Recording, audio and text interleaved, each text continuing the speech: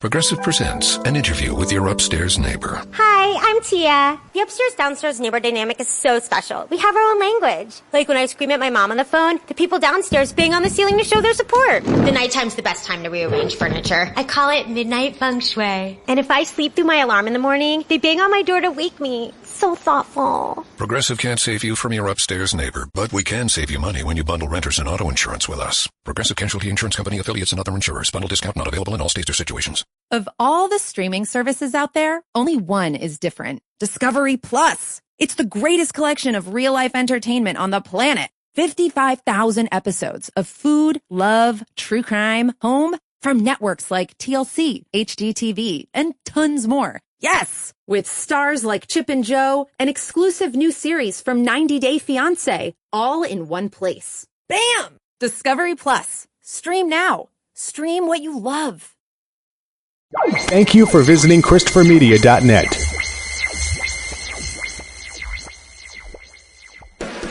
Thank you for downloading Sporgy for free on iTunes or from ChristopherMedia.net. Please make sure to rate Sporgy 5 stars on iTunes and help to tell others about Sporgy by leaving a comment.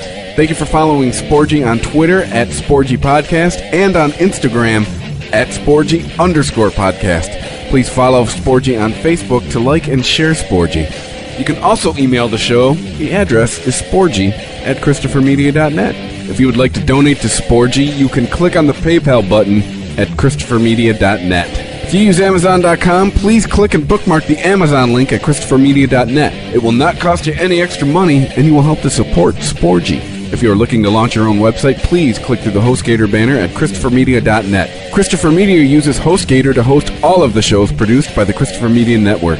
When you click through the HostGator banner at ChristopherMedia.net and sign up for HostGator, you're helping to support Sporgy. We know that choosing the perfect gift for a man is a difficult task, but not anymore. TheBroBasket.com is here to help. We all know men are hard to shop for, but what do guys actually like? Their favorite alcohol, that's what. It could be craft beer, wine, whiskey, scotch, or tequila. TheBroBasket.com will put it in a gift basket full of their favorite gear and goodies. You can customize your own Bro Basket or choose from a variety of different Bro Baskets, like the Ultimate Import Sampler, the Jack and Coke gift set, or the Junior Executive gift basket. Boozeless, but still cool, Bro Baskets are also available. TheBroBasket.com gives you many shipping options to choose from, including rush delivery and Saturdays. 21 and over, please. State and local laws apply. Beer, wine, and liquor are not available for shipping in all states. You can help to support Christopher Media by clicking through the BroBasket.com banner at ChristopherMedia.net. Men used to be hard to shop for. TheBroBasket.com.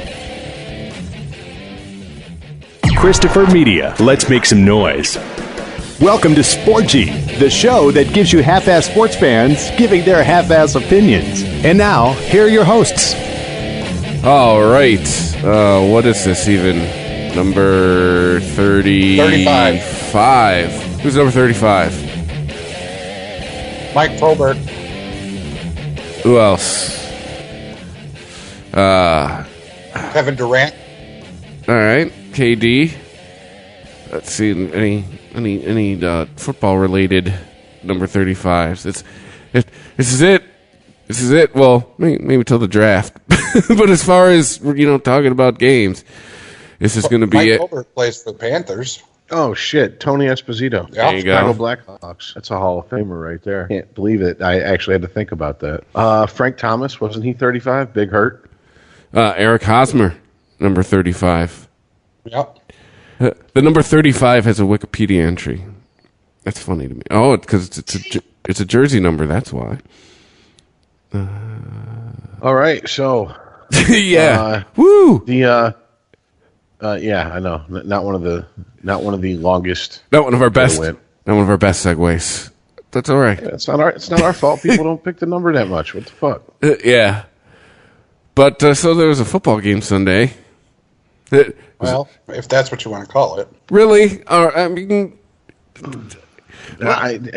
Okay, Chris, let's vote right now before we move on. Bit or no bit? Do you think he's doing a bit, or do you think he's being serious? I got to hear him out.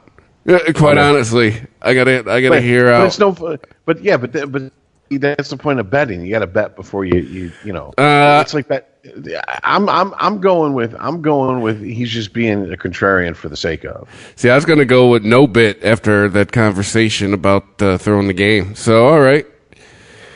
So you're taking bit, and I'll take no bit. All right. All right. So go ahead. Plead your case, Johnny. Go ahead, Mr. Cochran. It's not a bit, guys. I'm serious. The game, I get it. Historic.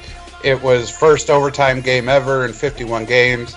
And, fifth title for Brady, fifth title for Belichick. I get it. I got it. Most passing yards. He's the shit. I got it. He's a GOAT. I give it all that. But the game in and of itself wasn't the best football game, or Super Bowl for that matter, that I've ever seen. How? They dug out from the biggest deficit ever. It's never gone to overtime in 51 years. I mean, I guess I want to know, what is your qualifications? And there you go. How do you define the best Super Bowl? To me, if it's going to be a shootout, then I want to see a fucking shootout. Tit for fucking tat. But you go down and score, I go down and score. And the last one we had the defense type shit. If it's going to be a defensive battle, which we've had, then that's what I want to see. I want to see, teams getting railroaded on offense. But I don't want to see one half one team and the other half for the other team, and because they're on a roll, they win the game in overtime. It reminded me, literally, I shit you not, it reminded me of the WWE. You sit there and you watch Hulk Hogan, and he gets his ass beat for 5 or 10 minutes. All of a sudden, he's going to Hulk up, and he's shaking, and he's getting up, and he hits the ropes, and he looks at his opponent, and he shakes his finger, and then he kicks his ass. But isn't that why you've been arguing, though, the whole season? That's why these Brady and Bill are the GOATs, so to speak, is because if anyone was going to do what happened on Sunday, it was going to be those two? Yeah, but to me, you're arguing 2 points. Yes, that is why they're the greatest. They could fight out of any battle. Absolutely. He has the game plan, and he could change it on the fly. And he did. And they won. It was great. But so many records were broken on Sunday. How can just... I understand that, but the gameplay to sit down and watch a game and get glued to the TV and give me a bottle because I don't want to piss and miss something. No, it wasn't that type of Super Bowl for me. There are greater gameplays.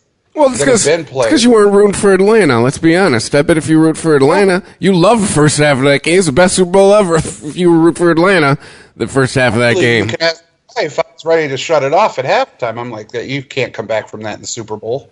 Yeah, see, I learned my lesson in the 2006, I believe it was AFC Championship game. At halftime, I did turn it off. And the Patriots were winning big time against the Colts. And actually fell asleep, woke up, was like, well, let's see how bad the Patriots actually stomped the Colts during the whole game. And I turned on the TV and went back to the channel just in time to see Peyton Manning and the Colts celebrating going to the Super Bowl. Missed the whole comeback in the second half. Right, and he did it again. The Chiefs against the Broncos, I think it was. The Chiefs had a commanding lead. And then what the fuck is at the end of the game? So I've learned my lesson about turning off the game. Now, that don't mean I'll turn the volume down and it might be background noise, which, to be honest with you, was what the halftime show was for me. But to me, halftime was time to go smoke a bowl in the garage, get reload on some food, throwing in for some more fifths to do some more shots. Yeah, I didn't give it. I saw maybe the last 2 minutes of Gaga. Honestly, if we weren't doing this show, I'd have probably kept the TV muted until I looked over and noticed that the Patriots were actually scoring and starting to make a comeback. But because we do this show, I was like, I'm going to watch. I'm going to force myself to watch this. Oh, you had the Puppy Bowl on. Don't lie, you're watching the Puppy Bowl. It's the Kitten Bowl, dude. Budweiser Bowl for the win.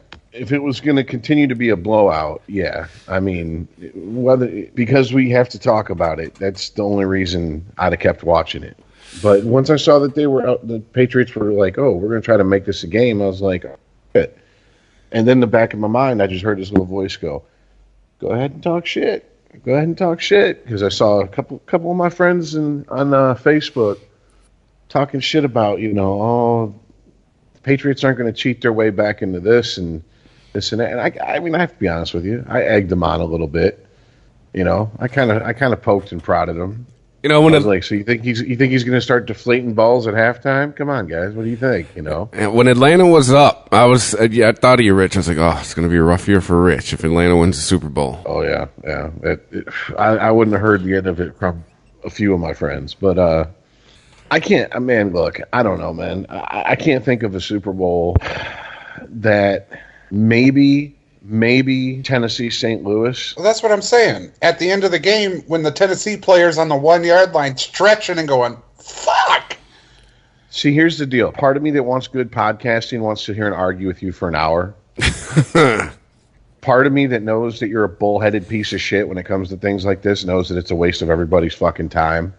So I'm trying to decide whether I should point out the fallacy in your argument, because you're just going to stick your fingers in your ears and go, la, la, la, la, la, you're wrong. So well, I'm not. I agree. Ooh. I agree with you guys. He's poking the bear. There was historic things played. You know, the comeback was epic.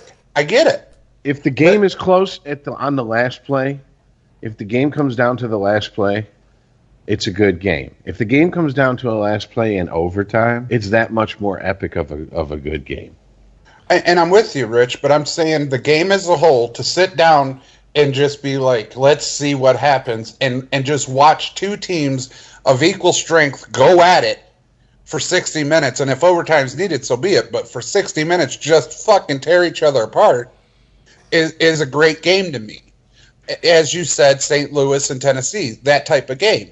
But to sit there and watch the Falcons blow them out, and, you know, Tom Brady looking like I just fucked the neighbor's cat, look on his face, praying to everything that's holy that he can find something to do better. And then in the second half, the Falcons are going, what happened? Happened? First of all, first half, Brady wasn't looking very Brady-like, period. Yeah, Brady was not the greatest. I was joking with everybody. Oh, no, he's just adding to his legend. He's building his legend. I didn't know I was going to be right, but yeah, first half, oof. Yeah, first half Brady looked rough, and just going by that first half, I was like, okay, what happened? Did Giselle throw some really good pussy on him the night before and fuck him in half or something? I mean, I don't think I've ever seen Brady come out in that big of a game and look that bad. Brady had his first beer the night before, fucked with him. He had a Hershey's chocolate kiss and a non-alcoholic beer and an O'Doul's, and it threw him off his game. Yeah, with a strawberry on the side.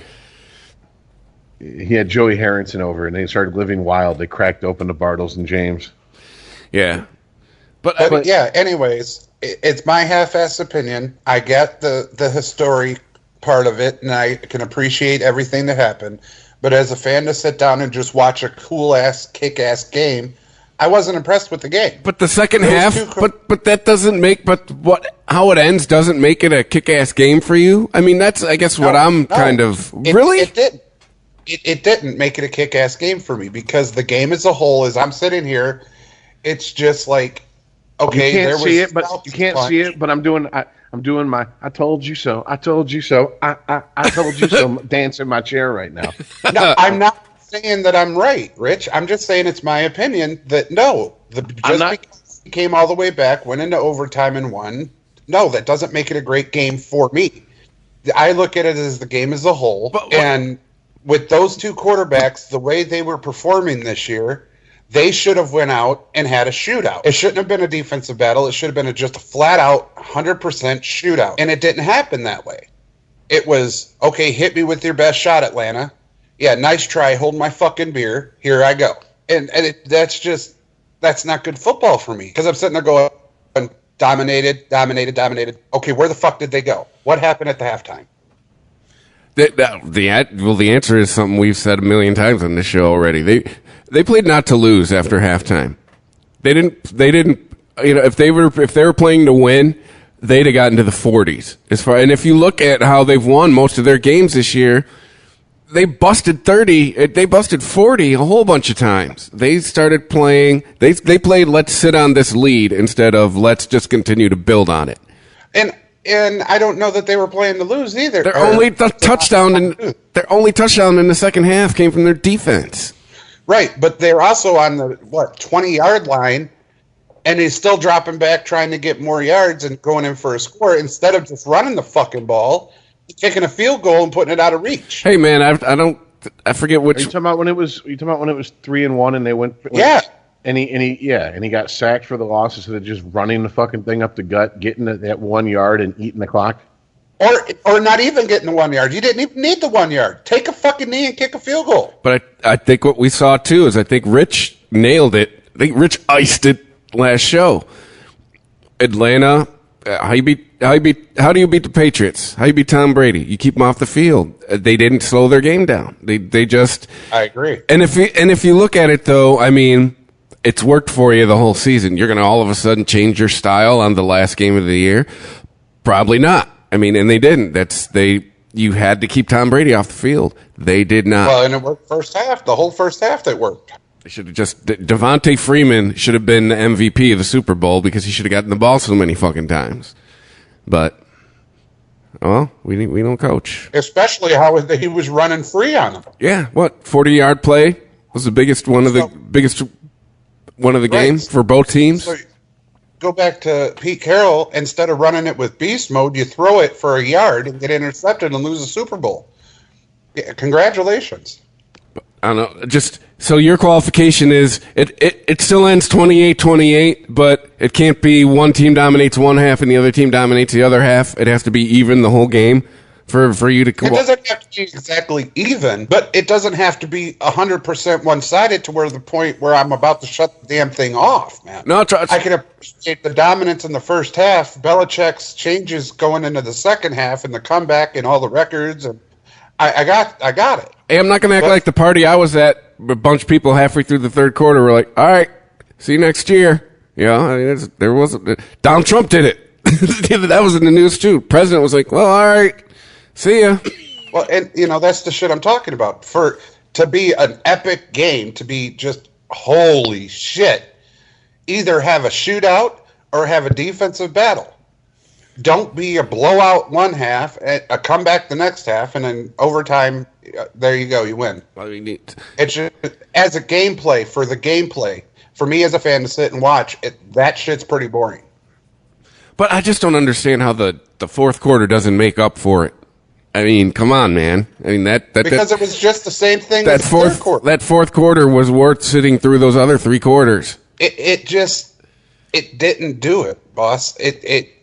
It lost my interest halfway through when I'm thinking Atlanta has this in the bag. And then it's like, oh no, here comes my left blow. Tom Brady's coming at him. Okay. Come on, Atlanta. You spent fucking 30 minutes whooping that ass. You can't do nothing? Not a thing? You got nothing. Oh, come on. And see, I think coaching in the end of it too. I think it got down to it. I think Belichick pulled out his dick and went, all right, now. This isn't happening. Here's how it's going. Well, I think we all can agree fairly easily that Earl, hey, it's your opinion. You're free American and over the age of consent. What the fuck ever, you're allowed to have it. You are very much in the minority on this out of everybody I've heard talk about this game for the last few days. So, I mean, hey, cool, whatever. Do your thing, But, Rich, you got to understand, I'm not saying that I don't respect the comeback, the first overtime, all the records, the passing yards, how many championships he's won. I'm not saying I don't give respect to that. But if you're asking me if that Super Bowl was the greatest Super Bowl, quote unquote, ever, no. It wasn't fun to watch as a fan. The next question is what in your mind then what was the greatest Super Bowl? There's 50 Super Bowls to choose from, man. You can't do that. When you have a game, and it doesn't even have to be a Super Bowl game, but for argument's sake, for the Super Bowl, when you have a game where you either have a shootout where you have both high-powered offenses at the top of their game doing exactly what they can do and what they should be doing and going back and forth, as a fan, I'm not moving off the couch. If you have two defenses that are completely stellar and you're not going to pass, run, you might as well take your ass over to the locker room and hang out because you ain't getting a yard. That's going to be a fun game. You're like, something's got to give. Who's going to fuck up first? I'm not missing it. But when you just have a game like this one, where it's a landslide in the first half, a comeback in the second half, and an overtime, coin flip. It's basically how that game ended, was a coin flip. If Atlanta got it, would they have scored the touchdown? I don't know. But according to the first half, they should have. So to me, based on pure gameplay of me, do I want to leave and miss a play? No, that wasn't the greatest Super Bowl ever. All right. Well, like I said, if you want to talk about the history and the comeback and overtime and the records and the passing yards, yeah. Okay, greatest on paper Super Bowl ever. Are you calling this the communism of Super Bowls? On paper, it looks great, but in execution, not so much. I'm just saying. I could miss a play. I could miss, a half of a quarter, and it would have been okay. I think a lot of people did. I don't know. I mean, I didn't see much of the third quarter.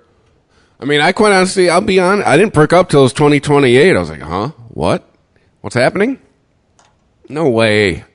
And right. Sure as shit.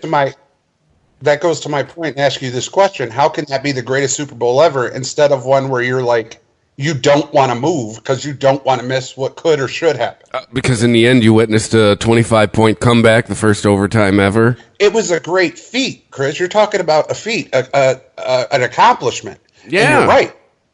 And that's what adds to it. Amazing accomplishment. I mean, too, and then it adds to the legend. But you could argue things that you're talking about is what builds to the story, is how most people were checked out. President Donald Trump's leaving in the third quarter. Most people are like, all right, I got to go to work tomorrow. Let's get a head start. You could say that all of that adds to it. And then, fourth quarter, Tom Brady goes, wait, hold on, everybody. Just wanted to remind you why my name is always in the talk for the greatest of all time. Boom. Done.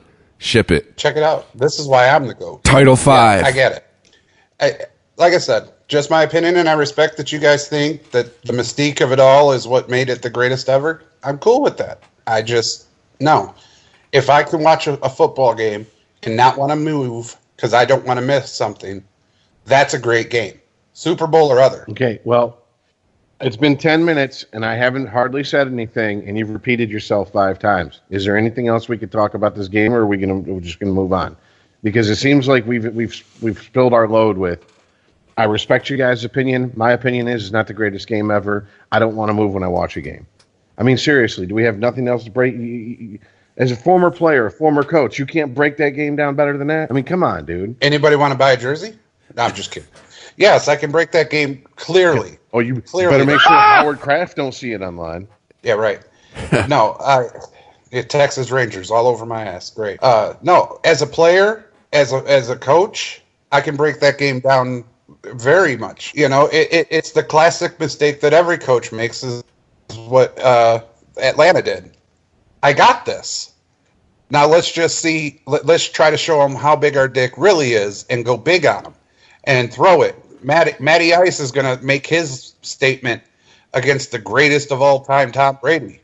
Watch this. Meanwhile, almost every time your running back touches the ball, he gets 10 to fucking 20 yards. I agree with you. I don't understand what the fuck. Okay, did no one on the Falcons coaching staff watch Super Bowl 49? Did no one watch the last play of that game when everyone was like, "You have beast mode. You run. It's a goal. You're on the goal line. Run it." No, we're gonna throw it. That's gonna work out for us. I mean, yeah. Granted, the situation wasn't exactly the same. But they made the exact same mistake. Why would you drop back to throw? Why? You need a yard. You need to run the clock down. Well, not just that, Rich. You got to think back. When he dropped back earlier in that quarter, he got strip sacked. That's what I'm saying. They've already proven they can get to him right now. So run it.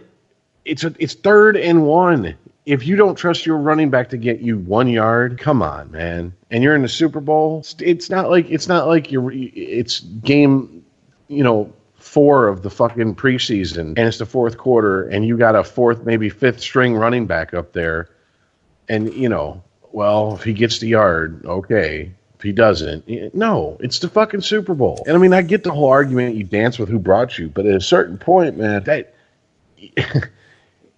if they know what you're going to do, they can game plan for it. If they don't know what you're going to do, they have to play a little bit more conservatively.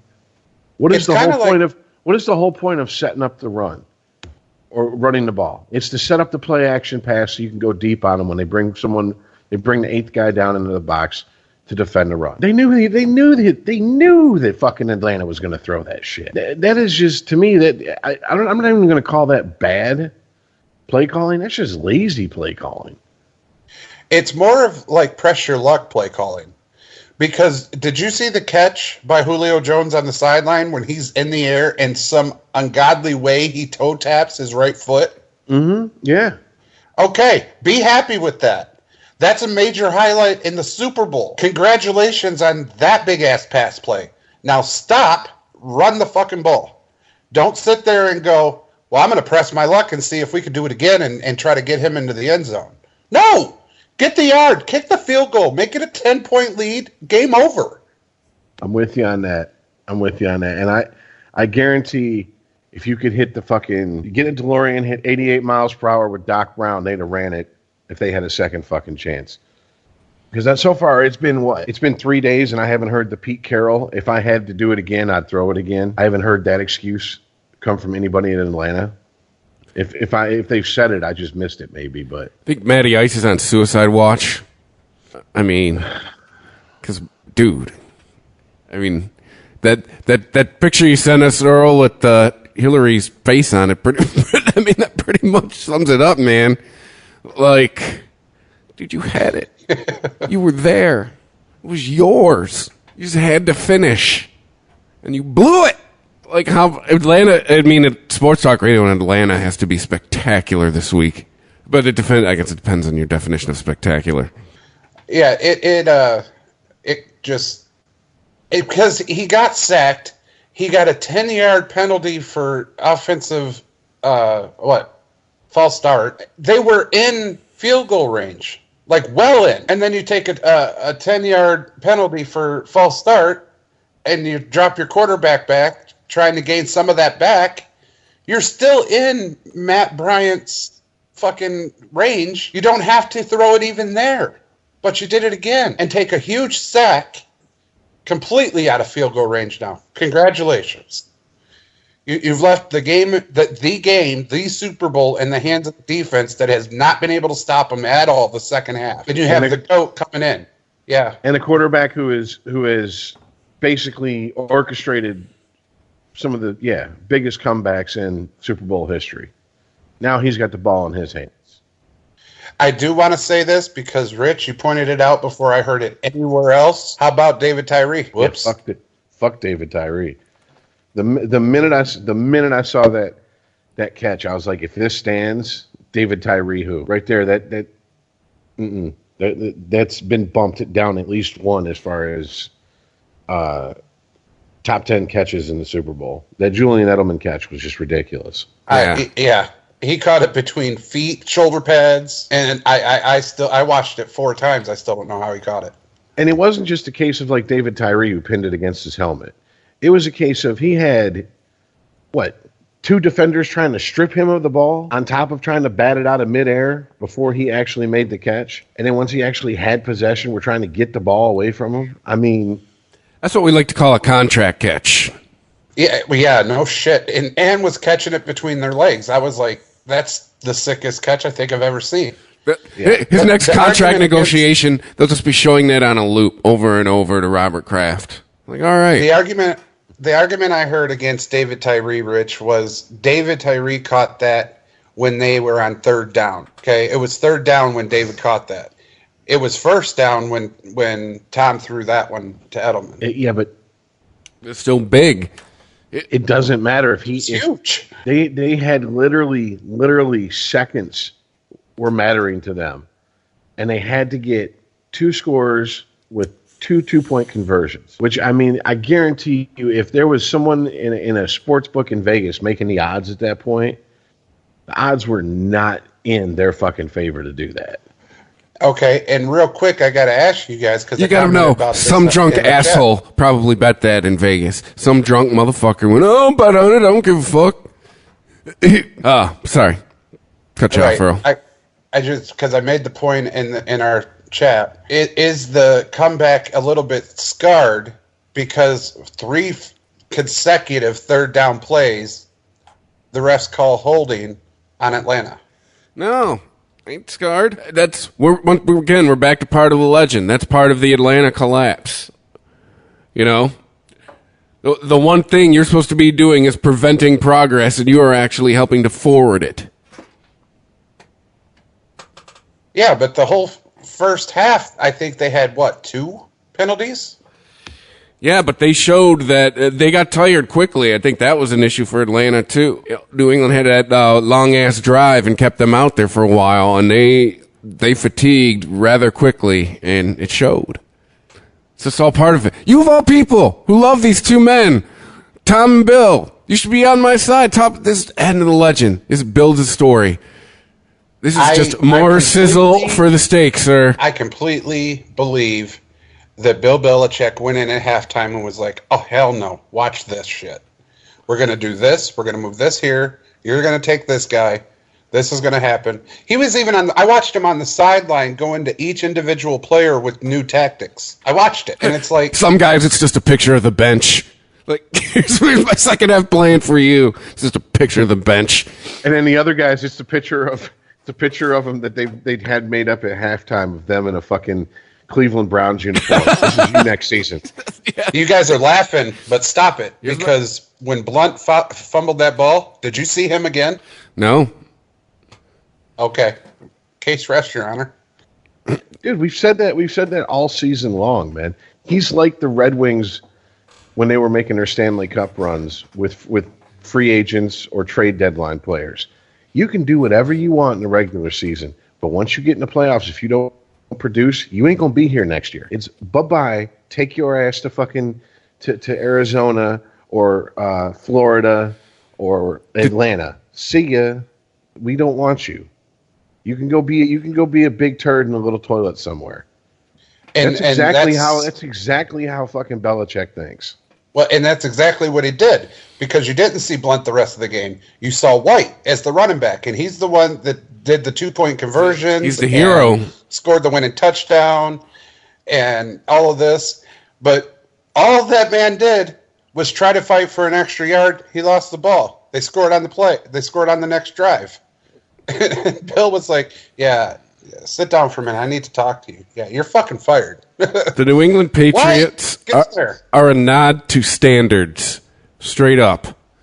Like any organization, whether you have a business, a family, I don't give a fuck, anything, it is a nod to standards. This is a nod to upholding standards, to keeping them, and the track record speaks for itself. I mean, one more, and they're matching Titletown. I'm just saying, Belichick went to Blunt and was like, catch me on the bench. How about that? Well, I will say that I will give Belichick this credit. The next day at the press conference, Bill Belichick you can count on Bill Belichick to be Bill Belichick, because they were like, so how, 5 Super Bowls, blah, blah, blah. They're talking about you as the best coach in NFL history. What are you feeling right now? And he's like, yeah, it feels nice today, but I already feel like we're 5 weeks behind on the 2017 season. Relentless. Yeah, that's how you get to be, that attitude right there. That's how you get to be in his position.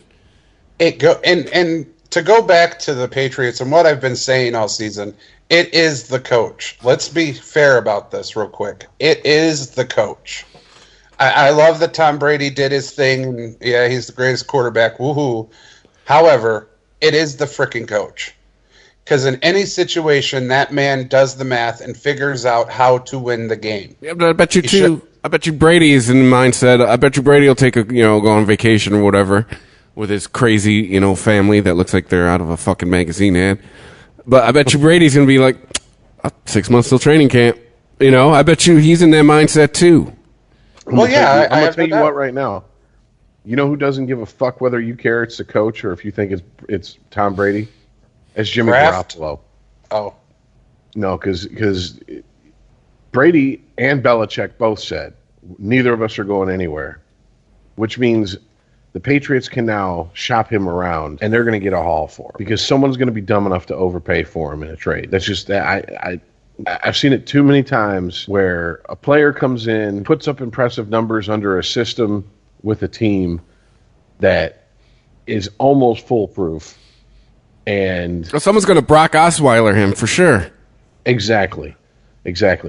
And Jimmy Garoppolo does not give a single fuck because he's like, I'm about to get paid, and that's all I care about. I got my 2 rings because he's got 2. Super Bowl 49, Super Bowl 51. And he actually played this season, so he was a part of it. Exactly. Yeah.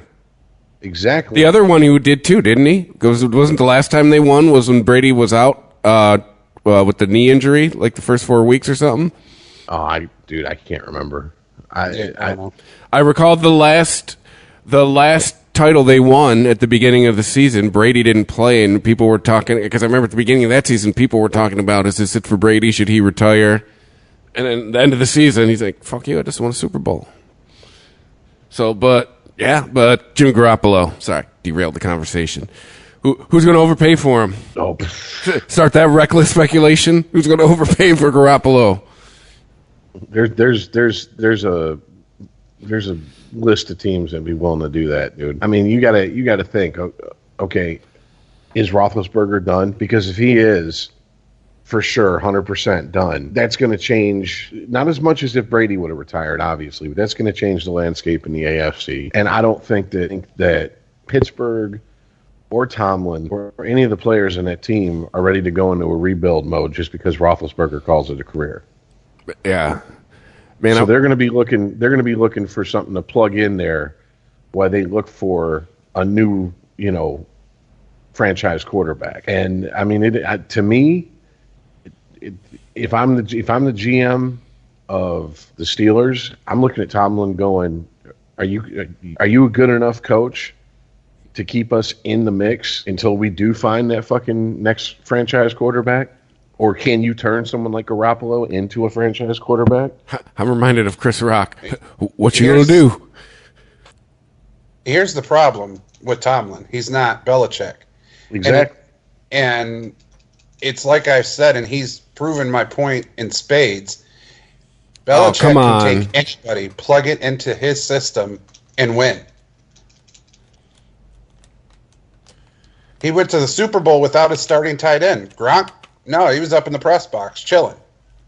And the other tight end that was supposed to be one that was there for a good long period of time was sitting in prison going, why didn't I pay someone to kill the people that I killed? Yeah. Why did I have to do it? Yeah, Paul Ray Lewis. Yeah, exactly. Get someone else to do it. Get a fall guy. You see, he wasn't at the symposium with Chris Carter. You didn't get that message. Ooh. Oh. But your starting running back fumbles the ball. You send his punk ass to the fucking locker room. Nobody even seen him. You take a guy named White that nobody's heard of. Hey, White had his share moments this season, though. Yeah, but when you think running back in the Patriots, you think Blunt. You don't think White. Yeah, well, that's true in a few respects. I think that basically anyone that is sitting on that bench that isn't starting or isn't getting a lot of play time when they're called up, they understand you better bring your A game. There is no warm-up snaps. There is no, okay, we'll give you a series to get your feet underneath you. There is, you go in and you play at 100% right now. And if you don't, we will find someone who will. Yeah, one of the receivers said that in the press. Yeah, one of the receivers said that in the press conference. You get your call and your shot, and you got to make that count. It was the rookie. I can't think of his name though. Like number 19 or something. Well, I don't know. I know that we talked about Gronk for a second. Obviously, he didn't play since week 13 when he got hurt, and he hadn't caught a pass since week 10. But motherfucker wasn't celebrating like he hadn't played and hadn't caught a pass in that long. Well, not just that. He's playing he went out last week. Yeah, I think seriously, if I can read the Patriots the way I think I can, I think Gronk is limited in the Patriots organization. I think his time's about out. I think I brought it up. I don't know if it was on this podcast or maybe it was just someone else bullshitting with. I think that the sun might be actually the bottom of the sun might be hitting the horizon for that guy. Because if you just look at his history, he's got durability issues. Mm-hmm. Like when he performs, he performs, but it seems like every other season he's missing an extended amount of time. I don't know that about doesn't work for the Patriots. Right. I don't know about his career being like on the down, but I think his time with the Patriots is definitely setting, if not on the very top part of the sun. Well, I mean, even if it is, he's had a hell of a run in New England. He cemented himself as a fan favorite. He'll always be remembered fondly. I mean, he's managed to dude bro it down or up, if you will, more than Jesus Christ. I can't think of any fucking athlete in history besides, I mean, in recent history at least, who is more beloved by the fans than him. And he's never really had a scandal. He's never really gotten in trouble. And I mean, he's self-aware enough to know that he's duh. See, with those guys, though, I always wonder, man, there's got to be something. There's got to be something spectacular that is just having a lid kept on it. It's always the guys that are too squeaky clean. What is it, like the Bill Hicks theory? You know, when somebody's too far to the right, there's something going on. It's kind of how I got with guys who have a squeaky clean image. Like, I mean, my example is Bill Cosby. Like, look what happened with Bill Cosby. Like, that's all I'm saying. I hear you, but I don't think he's got a squeaky clean image. He's got a hard party and big time, burying his dick to the base and whatever. Yeah, but his general image to America is the aw shucks. Like him and J.J. Watt kind of got the thing going. I'm the aw shucks football player guy. Like that's, but no, there's been a lot of postings like of him in like a Johnny Manziel situation where he's at a party just hamming it up naked. But it's never I never get. I get that J.J. Watt would be the type of guy who would try to keep certain things on a down low and would probably have that closet if you opened it up. You know, it's like vultures and shit fly out. Gronk just seems to me that he's just what you see is what you get. Like, I don't think he's smart enough to fucking getting hammered and we're firing up the jet skis. Yeah, he just I just don't see him slick enough to try to pull some shit and hide it that well. And I mean, you know, hey, look, I can't fault the guy. He's earned it, man. He has fucking earned it. All right. If he wants to party, if he wants to go on Conan and play video games, and every time someone says the number 69, he giggles, whether it's a press conference or a post-game interview, more power to you, man. I mean, he's the type of guy that's like, he's like George Bush. I didn't like him as president, but I mean, I'm pretty sure he was a pretty cool guy to hang out with when he was younger and he was in his drinking days. Yeah. You know, I'm pretty sure if we all three hung out with Gronk, we would have a good time and some cool stories at the end of that night. Oh, for sure. Probably. Possibly. Or, excuse me, herpes. Probably the next morning. Yeah. Herpes. Now, you brought up a good thing about cementing legacies and getting their due. I just got to ask you guys how you feel about T.O. No Hall of Fame. I always thought I always put T.O. in the class of player that thought he was greater than he was. Like, I don't... Oh, no. Now, if you want to talk about stats, man, T.O. has the stats. All right. Now, I understand that he started the whole show-off thing and was the basis for how we got Chad Ochocinco. I got it. But the man played.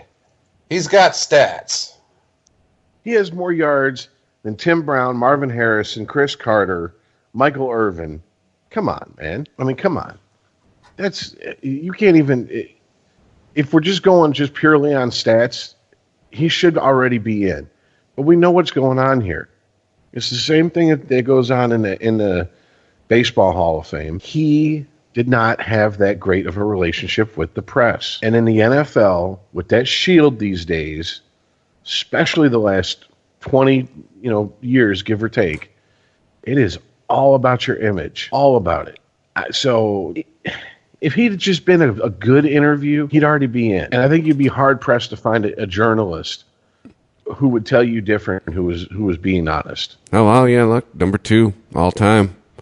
T.O. Yeah, and just like with Chris going, I don't know, I always thought he was trying to convince that he was better than he always is. Chris is the majority here. Most people won't remember all of the stats and how T.O. played. What they're going to remember is him using a Sharpie, a phone, eating popcorn, going to the middle of the Dallas Star and getting the shit knocked out of him by Emmitt Smith. That's what people remember. He did make a lot of bad mistakes as far as look at me with his antics. And that did wear thin on a lot of people. But you can't fall. I mean, people forget he was injured through the playoffs when he was with Philly when they went to the Super Bowl. It was not his fault that Philly lost that Super Bowl. Donovan McNabb looked like he was dragging ass after a fucking cocaine, booze, and bitches bender the night before in the fourth quarter of that game. I mean, Donovan McNabb did not look like himself. That was not T.O.'s fault that team lost that Super Bowl. But he got all the blame for it, and they ran him out of town because of it. And what the fuck, let's be honest here, what the fuck did Donovan McNabb ever do after that? Nothing. He flamed out. T.O. went on to Dallas. Dallas, yeah. Where he actually continued to have a good career. Granted, he wasn't the T.O. of his, at the height of his powers, but he was damn better than a third fucking receiver. Made Romo look better than he was. Exactly. Hey, no, I think it's bullshit. I mean, we've went back and forth on Hall of Fame, what should and shouldn't get you in. While we don't necessarily all agree on that, I think I would say this: I don't really give a fuck what a guy did off the field, because that's not what you're putting him in there for. You're not putting someone in the Hall of Fame for being standoffish with reporters or being like Barkley was when he played, making commercials saying, I am not a role model. That's not what you're putting him in there for. You put him in there for what he did between the lines or on the hardwood or on the ice. That's it. Right. And again, I want to point out that T.O. did this in a different era than what these kids are playing now. He was at the end of the new era where protect everybody. When he started in his rookie season, it was still kind of hard-nosed football. He also averaged the same amount of yardage as Jerry Rice. They both averaged 14.8 yards a catch. Right, and he played with some of the greatest quarterbacks in the game. And if they're the greatest quarterbacks, how did they get the greatest quarterbacks of the game? Oh, they were throwing to people like Terrell Owens. Do we bring up the fact that maybe, in addition to what Rich is talking about, that maybe not winning a Super Bowl hurts you when it comes to Hall of Fame sometimes, perhaps? Well, this is his second or third year of eligibility. It says two-time finalist. Okay. Maybe that would keep him out his first year. Second year, no, this is an axe to grind with the voters. Yeah, exactly, because Barry Sanders never won a fucking thing. He never seen Super Bowl. He's in. And I'm pretty sure that Megatron will make it in before, if not his first time, by his second year of eligibility. There's another Detroit Lion that may get in before Megatron, a current Detroit Lion. He's number 14 on the list. Who do you guys think it is? Golden Tate? Golden Tate? Nope. Think older. Jason Hanson? Nope. This is players, just a list of players with 10,000 receiving yards or more. 14 Herman Moore on the list all Nate time. Burleson. No, current Detroit Lion, like still playing. Like current. Could still eke his way up the list if he continues another season. Oh shit! You guys are gonna feel like, yeah, there you go. Anquan Bolden is number 14th on the list all time with receiving yards. Well, he won't go in as a Lion. Let's be honest there. Megatron is 29th on that list. But once again, he's also not eligible till 2021. Also, if you look at just how long he played, what he did while he played. Well, Megatron averaged almost 16 yards a catch. So, yeah, that's pretty impressive.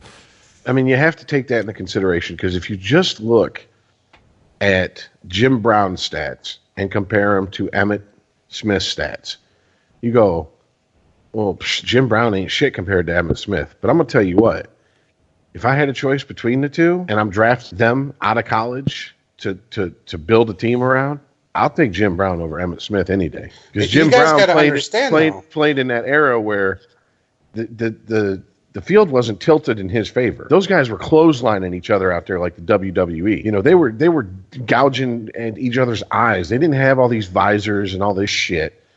You know, when he was at the bottom of that pile, motherfuckers were grabbing for his nuts and trying to twist him off his body and shit. You know, someone does that shit these days. You know, I'm sure it still happens, don't get me wrong, but Someone does that shit these days, and then someone's going to go running to the press and crying about it. Well, he did something to me in the pile, and blah, blah, blah. He hit my head. I mean, come on. What was it? 3-4 seasons ago, the NFL passed a rule that you can't use anything that's considered a racial slur on the field. Let's be honest. You got predominantly black players out there talking to each other. Gee, what word are they going to use? And they're going to use it, and they're going to use it in every single way that you can imagine. They're going to use it as a term of affection, as a put down. They're going to use it as come on. So it's like I said, you got to take that into consideration. And on top of that, Megatron was universally loved, even outside of Detroit. Even guys that played against him, they don't really have a whole lot bad to say about him. He wasn't an asshole. He wasn't a Keyshawn Johnson. So, did he win Dancing with the Stars? I know he was a finalist. Did he win? Oh fuck, I don't know. I don't watch the show. I don't know. But when it comes to Emmitt Smith, I'm very biased. Because I don't think Emmitt Smith was that great of a running back because of his offensive line, dude. You have people like Nate Newton on that offensive line bench pressing 700 pounds. So he didn't run the ball. He didn't. No, but he made the people move so Emmitt could. I'll give you that Emmitt Smith was quick and he had some, moxie to him or whatnot. But if he didn't have that offensive line, he ain't going nowhere. He didn't have the same offensive line his entire career. For the good part of it, he did. He didn't have it the entire time. He did it. You're right. He put up those numbers with a whole different people. But my argument here is Barry Sanders had no offensive line ever, and look what that little bastard did. Yeah, but he didn't even want to talk about what they did. Emmitt Smith got some rings. Barry didn't get shit. So Emmitt Smith had we could players go back and forth. We go back and forth all day with this. Yep, we could. Because it's two different teams, man. Emmitt Smith had players. Emmitt Smith had a line. So, I mean... He didn't have the same... He didn't have the same line the whole time is what I'm saying. Like, here we go. Let's just move on. Dude, here's the end-all to be-all of this argument. Okay, Emmitt Smith and Troy Aikman... I tried, everybody. You heard. Had Mitchell. That's it. Game over. Thank you for playing. I mean... Okay, you just kind of argued against yourself a couple ways, but all right, cool, yeah, game over, move on. How did I argue against myself? Troy Aikman versus Mitchell? Are you kidding me? He didn't have Aikman his entire career. Sanders didn't have Mitchell his entire career. I mean, they did what they did regardless of who was around him, I think is the point I'm trying to make with both of them. Okay. I mean, it's the NFL. I mean, especially back then. How long? I mean, 5 years is a long career in the NFL. And we're talking about guys who, I mean, did Barry make it a decade professionally, or was it just shy? I think it was just shy. I don't think he would, because I think he retired in 2000, didn't he? Now, Barry was 90-something. I want to say it was... retired before the 99 season. Yeah, I want to say it was I am almost positive it wasn't it. But once again, you have to take into consideration the team he was on, the players around him. Exactly. Same thing with Jim Brown. Jim Brown didn't play fucking 15 years, but what position did he play? When you are a running back, even in a West Coast offense, 90 what? Let's lowball it. 90% of the time you touch that ball, you're getting hit. I mean, and you're not. It's very rare that there's a handoff where there's no contact and you just get a clean hole, run through it, and run it to the end zone. That's why yards after contact is considered is a stat, because that's how important it is for a running back. I mean, so you take a lot of wear and tear. On top of it, running backs are not the biggest guys out there. Barry's not that big of a guy. If you ever see him in the old film standing next to the lineman, he looks like a child out. He looks like Rudy out there, except for he could actually play ball, whereas Rudy couldn't. So, yeah, I mean, you could argue that was probably one of Barry's advantage was the fact that he was a smaller dude, because he could pull those moves. He could cause dudes to miss. He could just get into spots that bigger dudes couldn't. That's why when LeGarrette Blount went to Tampa Bay, I was like, because to me, if you're going to be a 6'1" running back, you better be like 260, 270 pounds, and you better be a fucking just wrecking ball running through a line. Like, I almost want, if you're going to be that big of a running back, you better be like, you better have an old school fullback mentality. Well, no, you need someone like, perfect example of what you're talking about right now is Bell in Pittsburgh. How the motherfucker just stops, looks, and goes. Like, he's not exactly a small dude. So when he does get his momentum going, I think that's what makes him so successful is he's one of those rare big dudes, sees where he needs to go, goes, and then once he gets going, momentum's half of his game. Yeah. I mean, I'm if you've listened to the podcast, I make no bones about it. I prefer power backs to guys dancing around and, oh, look, he made a miss. Yeah, but he made a miss behind the line of scrimmage, and then he got hit for a fucking 3-yard loss. Okay, he danced around real pretty. You don't get they don't count yards going east-west. It's north. That's it, right? Lateral yards don't count. No. So, we know that all too well in Detroit. That's where when people go, I think Barry was the best, I give him that pass, whether they're a homer or not, because I've heard it in every state I've lived in. The minute people would find out, especially in the 90s when I lived in other states, that I was from Detroit, first words out of their mouth, oh my God, Barry Sanders. That was the first words out of everybody's mouth who was a football fan. Some who just weren't even really football fans, but they knew the man by his name and his reputation. And it's like, yeah, Barry did a whole lot of dancing behind the line trying to, find a hole. But when he did it, he also made motherfuckers look silly. Like they were children out there. But also, Rich, you got to dance. You got to do things like Barry did, because what's the point of running the ball?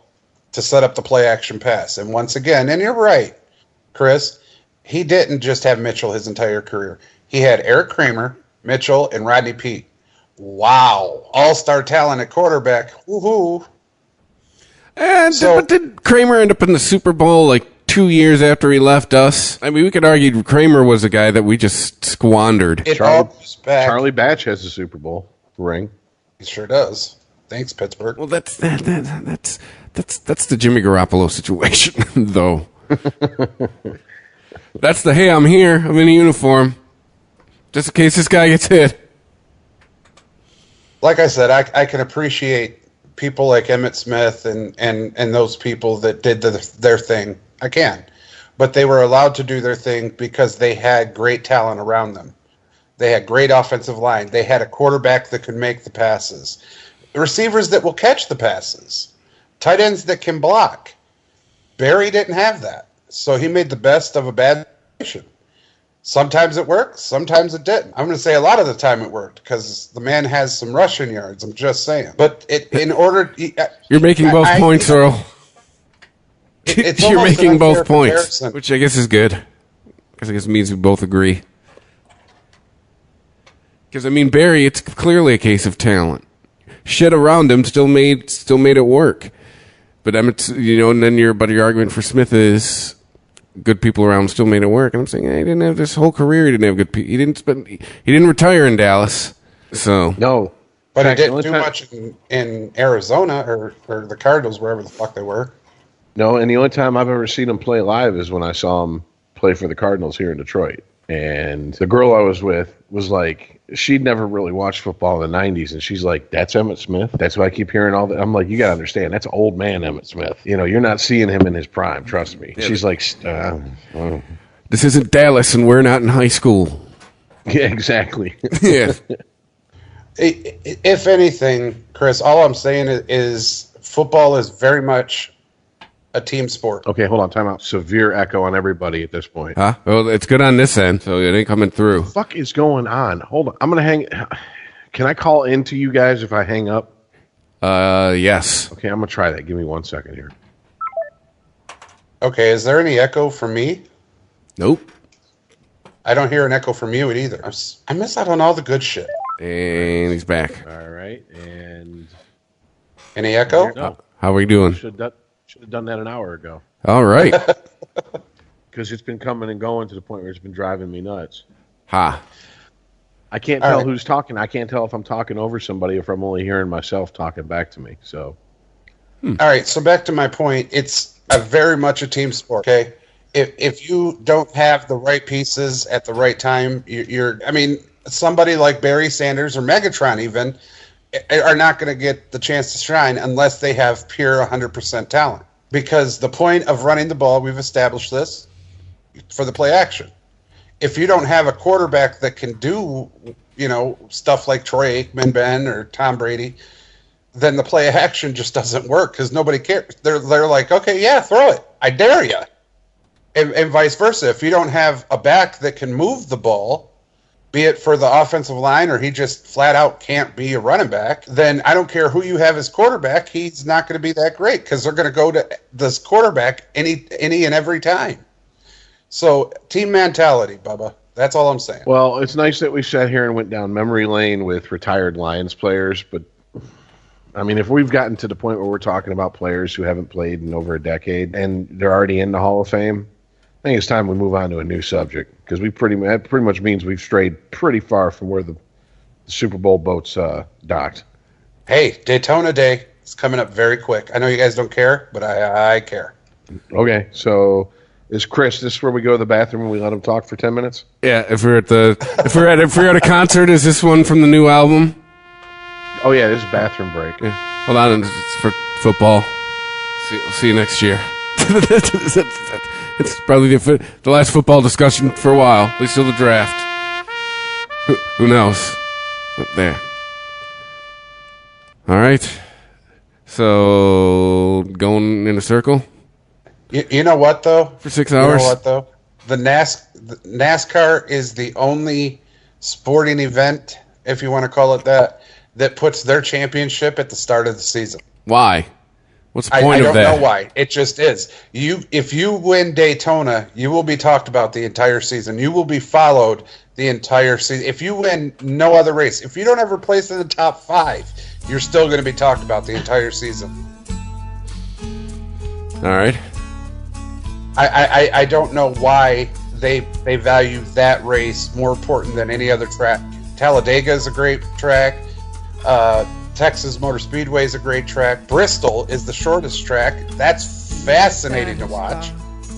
All of those cars try to get in and out of pit and getting around that short-ass track. It's an amazing track. But even my friends who don't watch whole races. Like, they'll turn them on, watch this race start, watch for 10 minutes, and then, all right, we're flipping around, and then you just check back in. And then, maybe they'll watch the last 20 to, 15 minutes of the race. When it's something like Daytona, when it's a major race, Bristol, I'll watch that entire race because they're going to give you something to watch. Trust me. And you don't have to wait more than 10 laps. There's going to be a big wreck. There's going to be a what the fuckins out of the pits. I mean, there's certain races that you're going to want to watch the entire thing. Take your word for it there, Iceman. I'm not going to beg on you. It ain't my thing. I think doesn't golf start too soon? But I don't give a shit about that either. What the hell about? With the golf, I mean, no. Yeah. See, everyone's got this. Well, I think things are indifferent. I think playing taps for the NFL season was a little too premature. We did kind of forget to talk about pretty big story, and I've heard some of the four-letter network talking heads already shitting themselves over it. The fact that Kyle Shanahan left the Falcons, and then how do you pronounce his last name? Sarkisian. Oh, Sarkisian. Sarkisian. Oh, time to party. Yeah. Then they hired the second coming of Charles Bukowski to come in there and fucking get drunk and be their new offensive coordinator. I bet he's already got Atlanta to New Orleans flights priced. I'd take this for $100. Well, I'll tell you what he's already got. He's already got Stephen A. Smith crying foul on that one. And usually I would roll my eyes, maybe not bad enough to sprain them, but, to give him a good workout. When Stephen A. Smith starts crying about, this is racist and shit. But I think he has a good point. You got a guy who was basically let go because he showed up at a college football rally drunk. He was a coach of that team. Then he went to rehab. Then he sued his former team saying that they fired him because of his disability, that apparently being an alcoholic is a disability to him. And I'm in the front row, and I'm hammered drunk. So, I mean, I think he's kind of got a point here. Really? You're telling me that's the best offensive coordinator? He was hired yesterday, Tuesday. Today's Wednesday. So 2 days after the Super Bowl, that's who you're going to bring in? Who did you interview in those 2 days? Well, not just that, Rich. It's worth pointing out that he was an analyst at Alabama who took over the play calling for the championship game that Alabama lost. Yeah, well, I guess my tinfoil hat says how much of that was him just fucking calling out the plays that Saban told him, fucking, these are the plays in your playbook that you choose from, and this is what I want in certain situations. Down and distance, these are your plays to choose from, and these are the plays I'm handing you. I don't think Saban would have lost that game. No, you can't win them all, man. Never did. We've talked about this before, Earl. Sometimes the coin comes up tails, and you've called heads. I'm just saying. Sometimes your owner owns you a favor. I'm just saying. This motherfucker. All right, you guys go ahead and have this conversation. No, I'll be back in 5 minutes. No, man. I'm not going into it. It was just a stick. Oh, he really left. He would. No, I'm not getting into that again. That was just for fun.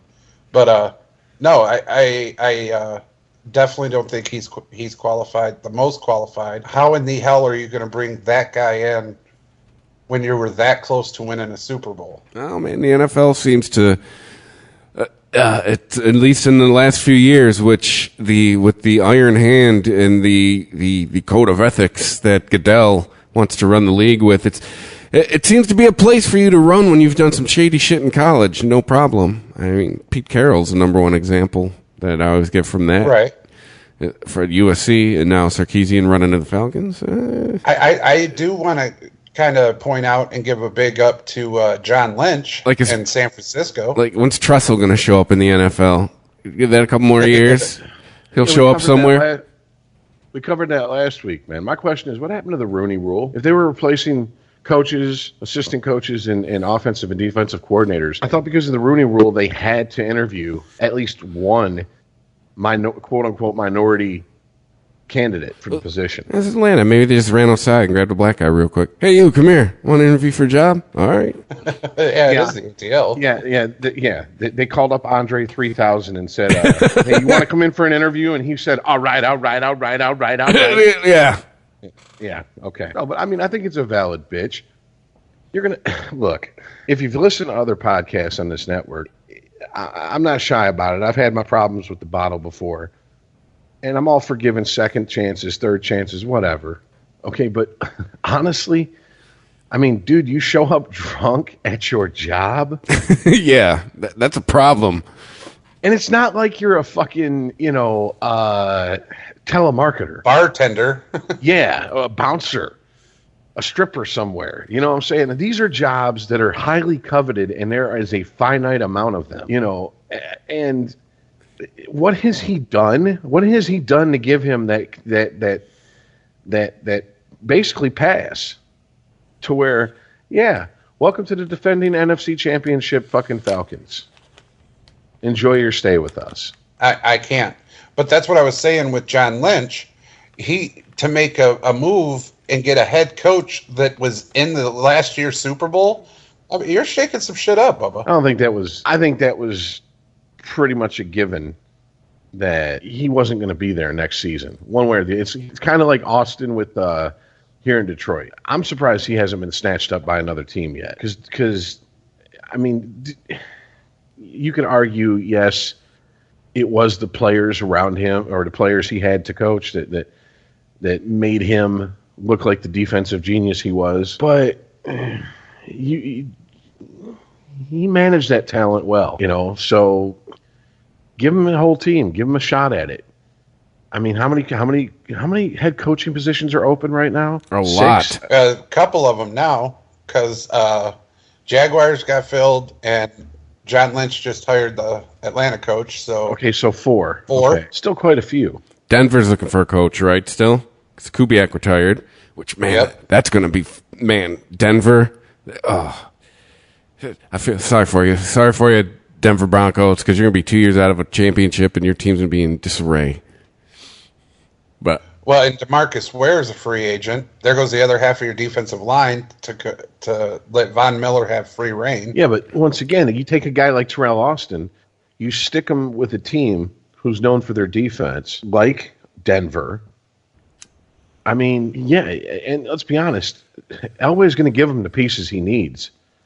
It might take a season or two. I mean, do you really think that Denver needs to go into full rebuild mode, or can they just retool? They could retool. No, I think no, I don't. I think they need to go to full blown rebuild mode. Oh, hey, man, there's something there that you can build on the defense. You're losing part of your defense. That's what I'm telling you. You've lost your quarterback. You have a decent running back. You're going to have a brand new head coach, the guy that controls the entire team. Was there really a quarterback to lose? Let's be honest. I mean, I agree. Denver's another team Denver's another system team, or at least they've turned into one. I mean, they still managed. They didn't make the playoffs. They still managed an over 500 record with some dude that nobody knew who he was till like week 6. I'm just saying, if I'm Terrell Austin and Elway gets me Romo at quarterback and lets me build that defense the way I want to build that defense, I'm taking the chance and I'm stepping up to the plate if he offers me the head coaching position, because he's been interviewed in the previous 2 off seasons and he hasn't gone anywhere. And it's not like the Lions are a destination place. It's not like he's thinking. I mean, maybe he is. I don't know. I don't know the man. But if he's thinking, when Caldwell gets the fucking boot, I'm going to take over. Congratulations. You won a big bag of Honolulu blue and silver shit. Because if Caldwell stinks it up to the point where they fire his ass mid-season next year, he ain't inheriting a team that's doing anything. They've already proven that they're going to go with Caldwell until he runs the wheels off the fucking car. or into a wall. Whichever comes first. So if I'm Austin, I'm looking for a team that has a defense who has the ability to be great. Yes, they might be losing pieces, but we can plug pieces in there. That's what the draft is for. You have a GM who, 1, played the game, 2, has proven he can win, not only as a player, but as a front office executive, and 3, if he gets you Romo, that's a better fucking quarterback than a lot of guys who are going to be taking over as a head coach is going to have. What about Garoppolo? I think he's got Jaguars written all over. Somewhere like that. Too, but Houston's going to be looking for a QB. You think of that too. I think Denver's not going to be willing to give what the Patriots are going to be asking for Garoppolo. Well, the thing about the Patriots is if Bill is coming back, like he said, he's not going to be asking for much. No, that's the thing. If Brady and Belichick weren't coming back, I think they'd hold on for dear life to Garoppolo. Unless they went to, completely blow it up and start from scratch. And from every article I've read, we've talked about this before, Belichick does have a transfer of power plan in place. He's told Robert Kraft when he's going to retire. There is a plan set in place. Excuse me. So short of Belichick having a health scare or a family crisis that makes him step out of that plan, one thing we all 3 can agree on, if Belichick makes a plan, he sticks to it. So if he says he's not going anywhere, Brady says he's not going anywhere, then they can fucking afford to dangle Garoppolo out during, leading up to the draft and the day and during the draft and go, how much are you willing to give me for him? And shop him to the person who's willing to give him the most. And I don't see, there's way too many grumblings coming from the Browns organization that they don't want them to take a quarterback with their first pick, that they want to build from either a defensive lineman or they want to build from the offensive and defensive lines out, which is another thing we've talked about. A lot of great teams said that's how you start building. You build from your offensive, defensive lines out. I mean, McCown's serviceable. When he was the quarterback, they got RG3, don't they? Yeah, but I mean, when McCown was the main signal caller, they had a decent record. I mean, they weren't making the playoffs, but they did better than fucking last year. And yet, an RG3's not sucking up their payroll. That's another guy. That's the Derrick Rose of the NFL right now. The guy who's supposed to be all that and just can't stay healthy. Oh, yeah, good. That's a good comparison. And when he performs, it ain't that great. You kind of look at him and like, yeah, I got better performance from your wife, dude. Stop it. The problem with McCown is he's 37 years old. Oh, damn. Okay, and he is not. I did not know a that. Starting quarterback in his career. he has always been a backup. Which, I mean, you could argue too, well, then he doesn't have all the wear and tear of a, 15-year career starting quarterback would. But still, I mean, if you keep him as starting quarterback and you do build from your offense and defensive lines outwards, and that's the way you draft, then you're basically planning on placing low enough in the standings to get a high enough pick to get his replacement next year. Not this draft coming up, the draft afterwards. So all the way back to the previous question, no, Denver has to rebuild. They got some bones. They got great bones, but they need to rebuild that. The heart of your offense is gone. Your play caller and knowledgeable coach is gone. Half of your defense is leaving. Yeah, it's time. I mean, the heart of your offense. It was one season. It was one season. Heart of your offense. It was one season. They were good before Peyton Manning. Peyton Manning just helped get them to the promised land. I mean, they just need a more competent signal. I think the problem with last year is they tried to roll the rookie. You should have got at least somebody just to fill in the gap between who's going to be your next long-term solution. Then, I mean, they put up a winning record with a rookie, but still, I mean, I think you work on that defense, man. I mean, Demaryius Thomas is still a weapon when he's got a good guy thrown to him. I mean, it's Jacob Tatum. Right, that's what I'm saying. Had himself a year. Denver, they still need running game. Is still kind of their bugaboo too.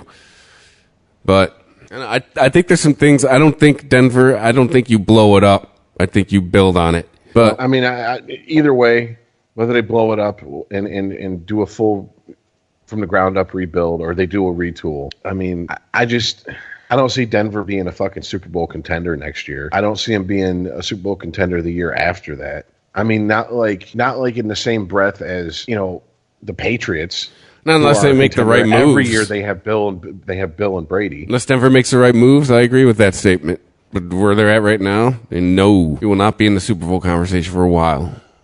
You had wheel and deal there, Denver. Let's go, Elway. Get out the checkbook.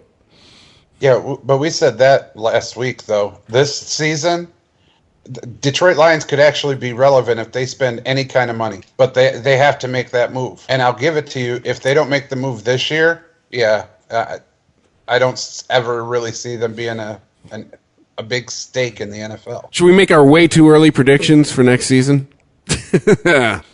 Well, I mean, let's wait till at least the fucking draft is near before we start talking and we start seeing like more than just, Do we see number 6? The ridiculously premature draft boards that people are putting up. And Christ, we haven't even begun to talk about March Madness yet. Yeah, I was say that's creeping up. That'll be in a couple weeks. That chatter will start.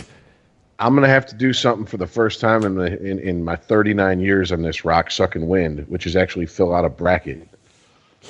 I've done the last few years. Yeah. I win some money every now and then. Oh, well, I know it's the only way to make it interesting for me is we're gonna have to fill out brackets and then, yeah.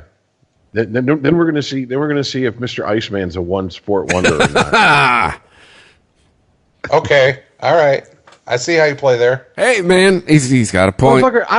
I know dick about college basketball. I'm gonna be picking I'm gonna be picking on what was it we called the girlfriend principle.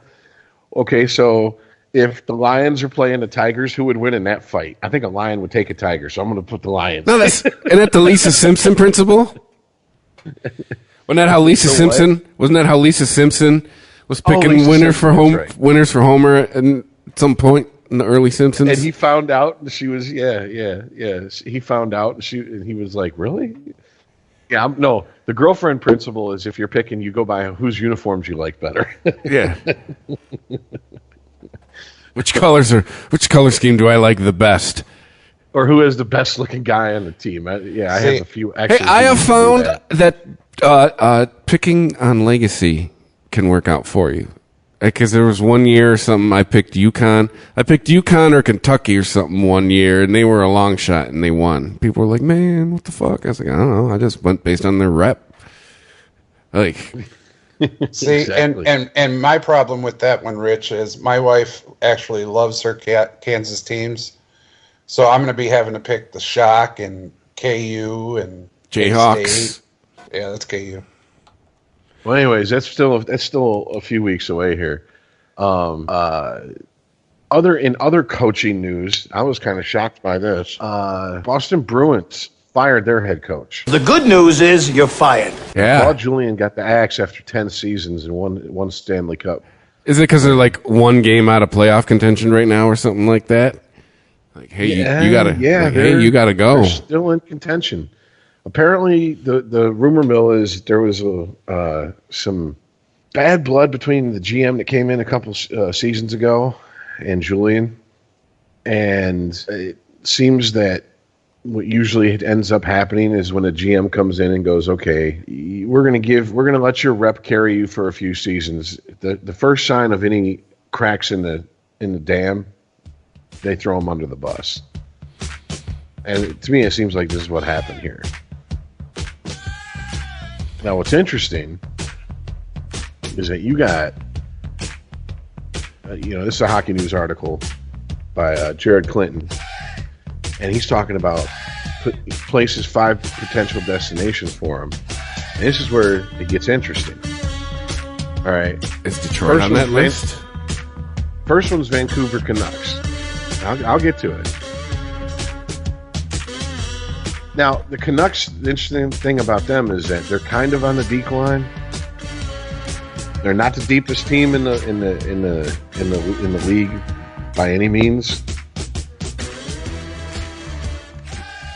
But I mean, they got a lot of players and pieces that are young. And I mean, that's something that in today's NHL is more important than ever before, I think. I think the Hockey World Cup showed that with the North American team, speed can kill you over a team that is built around a bunch of veteran grinders. So that might be an interesting fit.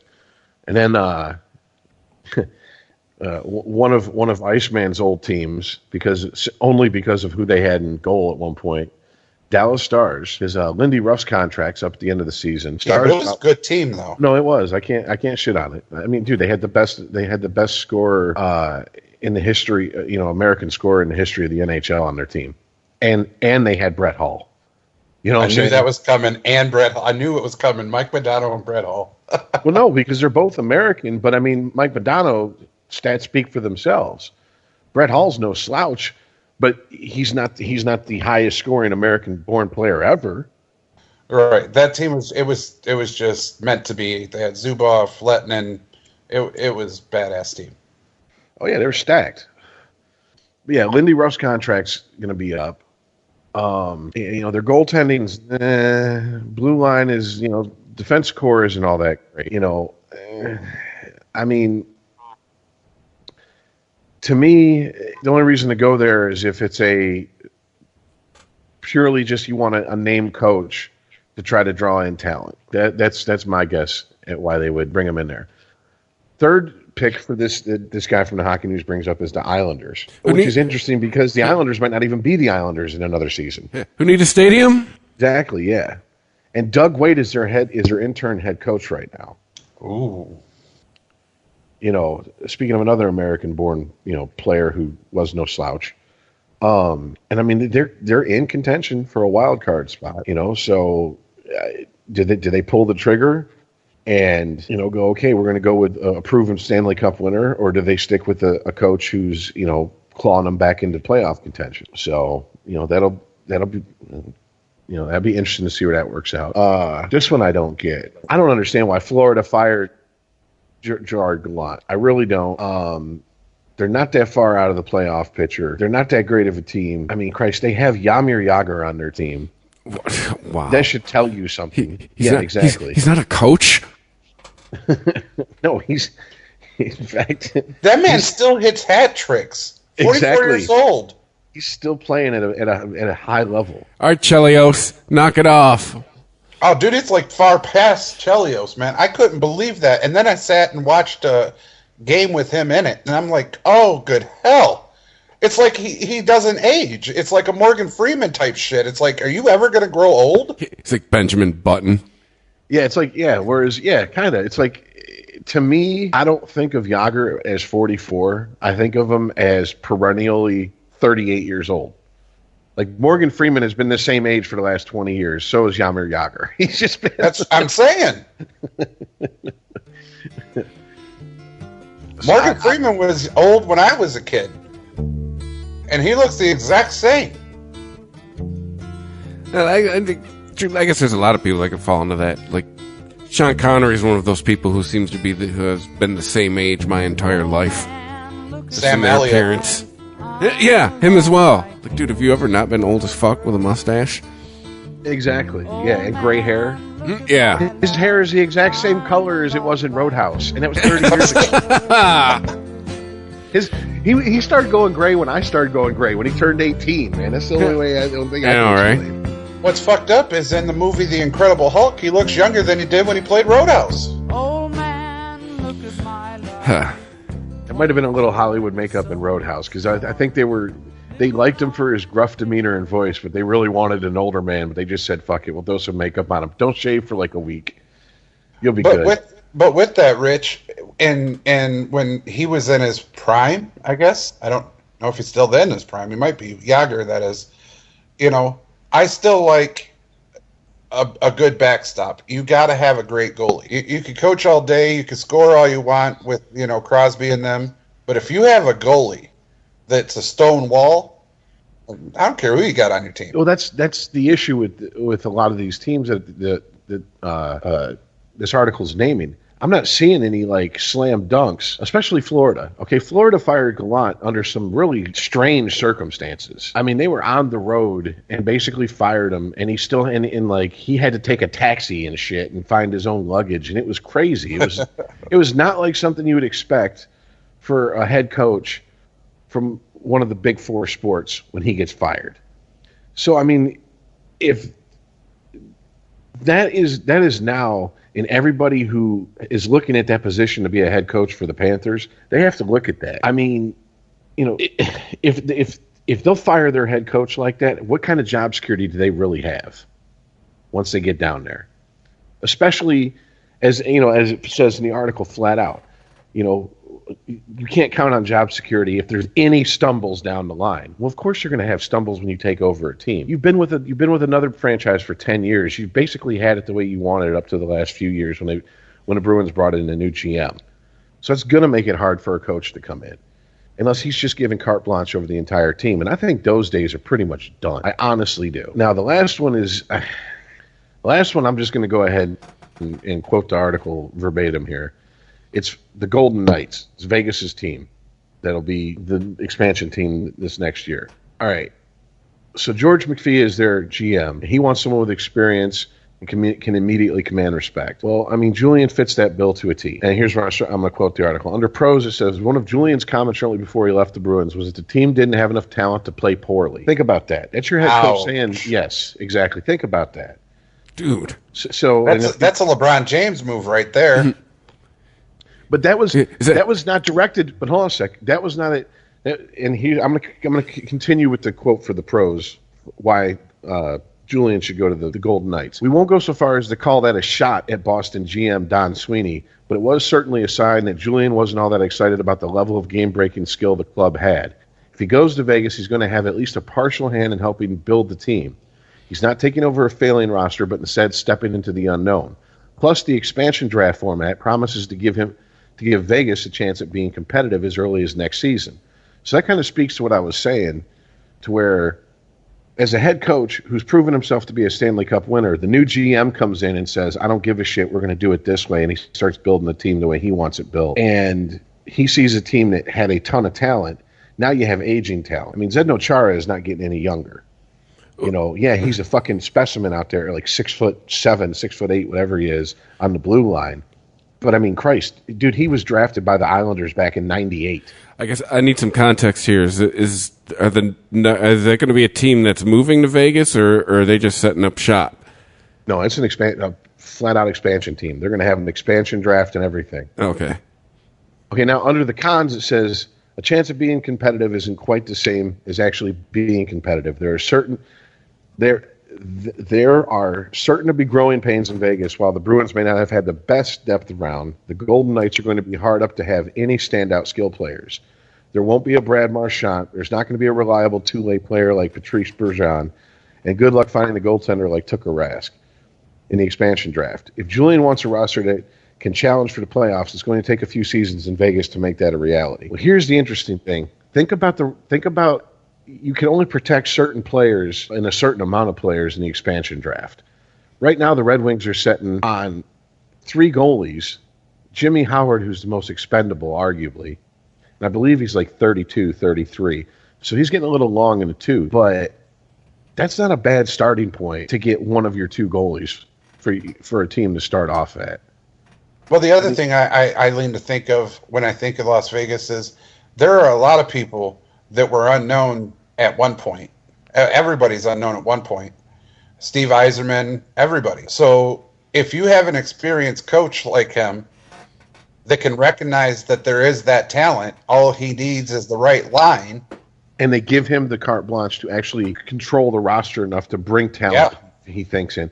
Because think about it. Who was out of the expansion teams in the early 90s, the team that made it to the Stanley Cup Finals the quickest? Granted, they didn't win, but they went against a stacked fucking Colorado team in 96, was the Florida Panthers. And the Panthers had Van Beesbrook. Van Beesbrook, who's not a world-class goalie as far as the history of the NHL, but he was a name goalie. So if you take someone like Jimmy Howard, stick him with a coach, get guys who are willing to go in there and grind it out, and I'll listen to a coach who goes, look, I have the hardware. I got the cup win in my back pocket. I'm a proven commodity. Listen to me, and they buy into his system. Do a Belichick thing in the NHL? Kind of, yeah. Why not? Yeah. I mean, look. Yeah, no, I would totally buy into. Why would I not listen to somebody who has a cup win? And especially in today's era of way of playing. Yeah, because if you look at the last 10 years, okay, Penguins have won it twice. Chicago's won it twice. Boston. Right. So, no. He came from Julian. Julian got fired from Boston. But what I'm saying is that's almost half the cup wins right there in the last 10 years. If you add Julian, and that is half the cup wins in the last 10 years. That's half a decade. Okay, then you add in right there, you got to add in Babcock, who's no longer with the Red Wings, and he's now trying to rebuild Toronto. All right, and then a few other coaches here and there. You're not going to get anybody from Chicago and anybody from the fucking Penguins to come out there and coach a brand new upstart team in Vegas. And you definitely ain't getting Babcock ain't going nowhere. Toronto is where he supposedly wanted to be from the get-go. That's like the mecca of hockey to him. As far as he's concerned, he's home. That's it. Yeah, this is it. This is it for him till retirement. Exactly. Yeah. So did Scotty Bowman have that type of control? Yeah. Yes, I would say yes, especially once you look at post 2002 Red Wings and you see Ken Holland trying to build those teams without Scotty Bowman, and then you look at what Bowman did when he went to Chicago when his son went into the organization, and what Chicago's done since then. I just think that Bowman was such a legendary coach. I mean, he's up there, whether people want to include hockey in the big 4 sports or not, he's up there as one of the best coaches of any sport ever. He's in the discussion. Yeah, and he seems to know what it takes to win. It just basically what you just said, Rich. If you look at the guy's track record, look what he did here, look what he did in Chicago after he left here. Kind of hard to argue against the man. And you got to think, Bowman came in to a situation where he had ICEman scoring 130, 140, 150-point seasons, and he told ICEman, okay, that's not working. That's nice, and that's not it's good for your stats, but you're going to have to become the best two-way fucking forward in the NHL for us to win. And a leader of a whole team. And he basically told ICEman in no uncertain terms, if you don't buy into me and to my system, we will find another place for you. And at one point, he was going to go to Ottawa. They had the trade lined up. It was basically Bowman sat down and said, here's the deal. Do you want to go to Ottawa, or are you going to do what I tell you to do? And ICEman went, what do we got to do to win? Let's do it. Right. So with that mentality, and I mean, with those examples, Rich, then you'd be stupid not to get that kind of coach in Las Vegas and give him that type of power. Exactly, because Vegas is something, because the NFL shit is so convoluted with Vegas right now that there's no guarantee they're going to have a team next season, let alone the season after that. This is a guaranteed team with a guaranteed, shed to play in. They're going to be the only game in town as far as professional sports. Right. I was watching that 30 for 30 on the XFL. People were heartbroken in Las Vegas. Oh, yeah. And it's not just that it was the XFL. It was, there is a team with my city's logo on it. Exactly. Because they're so sports star. I mean, the unwritten rule, I guess you could call it that, has been to keep professional sports out of Vegas because you don't want the risk of gambling to affect the team, which is one of the arguments I've always made. I said, if there's going to be any of the big four to go into Vegas first, it's going to be most likely hockey, second baseball, because basketball, how many point shaving scandals have we heard of? And football, forget about it. There's so much betting on football, it's ridiculous. I mean, they're going to have, I just didn't think it would, didn't think it was going to happen all at once. I mean, they got the Golden Knights coming in. They might have the Raiders. Who the fuck knows? Well, the Raiders investors pulled out. So the move for Oakland is very, very sketchy. That's what I'm saying. Everything's still up in the air. It's a bunch of bullshit. No one can really say for sure. This is a sure thing. If Julian goes in there, takes over, has a halfway decent first season, that city will fall in love with that team. And if they make the playoffs in their second season, forget about it. Exactly.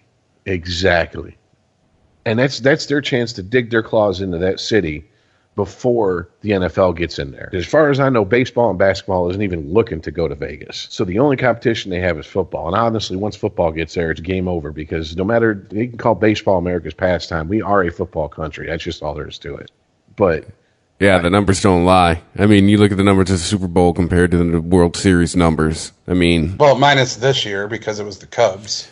Yeah, well, this year an extenuating circumstance. This year it's the exception that proves the rule. It has to be a historic occasion to get as many viewers as they had. It just has to be the Super Bowl. That's it.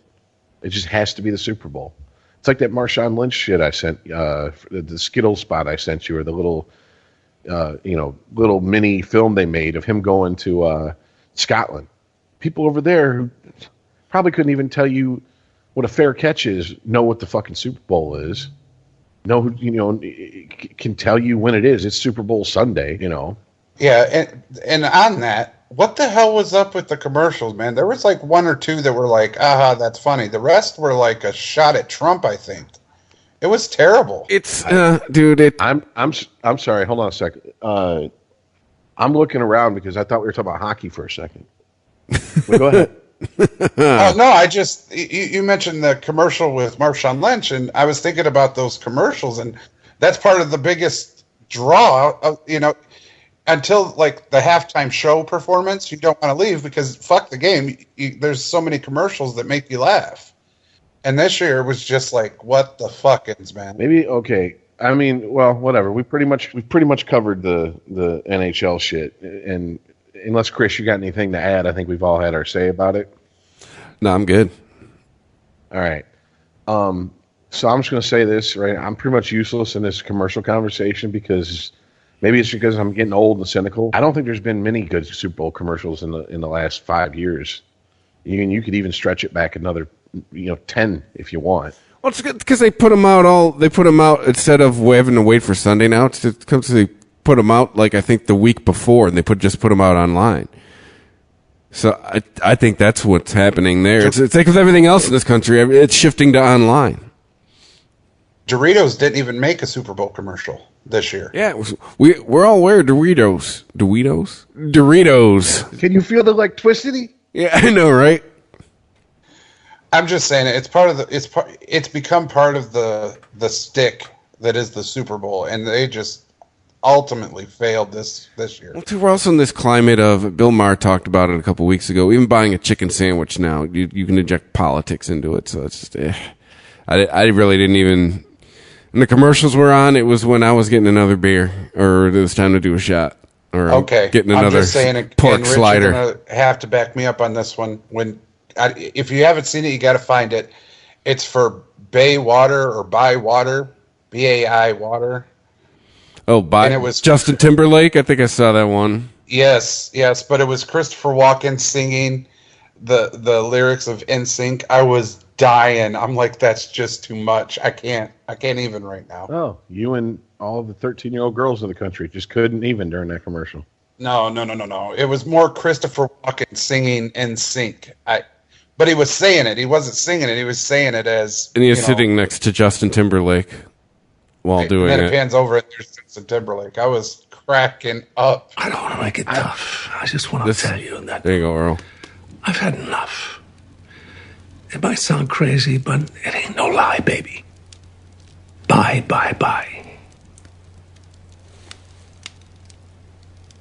Yeah, I'm just sitting there going, Christopher Walken did not do that.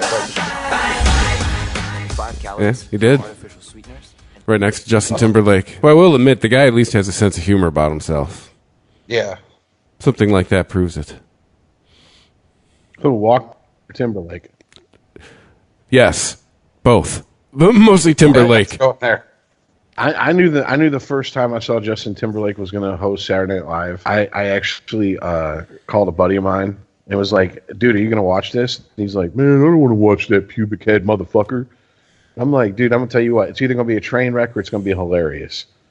And it was fucking hilarious because the first skit out of the box was him goofing on Ashton Kutcher and Punk'd. And that just killed it. And then I think the next skit was the come on down to Omelet Town or whatever it was. Yeah. And then the third one I want to say was his the Barry Gibb, the Gibb brothers one. So the Barry Gibb talk show. Yeah. I mean, that was just like, he was 3 for 3 and he crushed them all, so. I will admit, he is entertaining. He was one of those guys like Channing Tatum. When I first saw Channing Tatum and shit, I was like, man, fuck this pretty boy wigger wannabe motherfucker. Fuck him. Beefcake motherfucker. But then, like, I saw him in 21 Jump Street and This Is the End. And I'm like, oh, he's self-aware enough to be able to laugh at himself and his own image. Mm-hmm. And that made me like him. And as far as, that's kind of what Cena's got going on. If you've ever seen John Cena do anything, like especially if you see him in Trainwreck, like yes, because against my better judgment, him and The Rock, I'm like, I kind of like him. Yeah, like I still can't watch wrestling, but I like him outside of wrestling. Yeah, But Christopher Walken, dude, ever since, come on, man, are we going to sit here and say Christopher Walken takes himself seriously after he was in Joe Dirt? Yeah, I know, right? Basically doing a Christopher Walken. Fury. Yeah, basically doing he hasn't done anything but a Christopher Walken impersonation for the last 20, 25 years. Since The Dead Zone. Like The Dead Zone was his last serious movie. Since then, he's just been doing an impersonation of himself. But no, man. Look, commercials this year and the last 5 years, whatever. I'm just like, whatever. I don't give a fuck about commercials. 2, I agree with you, Earl. I'm really tired of everything having to be politicized. Like everything has to have a message. Everything has to rub somebody's face in something. And it's just like, dude, we get it. Okay. You got an opinion, but sometimes much like your dick, sometimes you need to keep your opinion to yourself. Don't come waving it in my face. I just want to buy a beer. I don't want to make a political choice here. Yeah, a lot of people lost it over America the Beautiful being sang in different languages. By the way, that's a commercial from 2 years ago. That's not a new commercial. Yeah, so I remember hearing it. Where was the outrage of it from 2 years ago? It wasn't part of the storyline 2 years ago. And the one that made me seriously sprain my eyeballs was I think it was Audi with the racing soapbox racers or whatever. Fail. And they're it's George Clooney going, so am I going to tell my daughter that her grandfather is worth more than her grandmother, that a man's worth more than her? And I'm sitting there and I'm thinking, okay, as a father to a 20-year-old woman, I've never had those thoughts. And if you've had those thoughts, you're a shitty fucking father. That's on you. I'm just like, what kind of asshole father would be like that? Oh my God, do I tell her that, she's not as worth as much as a man? Why does that even cross your mind? Does he even have a daughter? I think he's got one now. I think he finally fucking he gave in, got married, so I'm pretty sure she's probably dropped out his crotch dropping because she's going to need a paycheck once he leaves her ass. She catches him banging the maid. Hey, that seems to be the go-to side piece for a bunch of guys in Hollywood. Yeah, Schwarzenegger, Jude Law. But yeah, I mean, I don't know. The whole thing, I was just like, whatever. Back to the game. It's all I really cared about. So hold on a sec, guys. Hey, as far as if I'm the Iceman for one sport, we get to pick who wins the races. You can pick who wins the races. Yeah. I might as well put a dartboard down here and throw darts at him, because that's pretty much what'd be happening. That guy. Sure. Chris doesn't even know half of the drivers' names, 3/4 of them. Fuck no. I don't know a third of the drivers' names. I don't know a fifth of the drivers' names. Tony Stewart still race? Is he still a thing?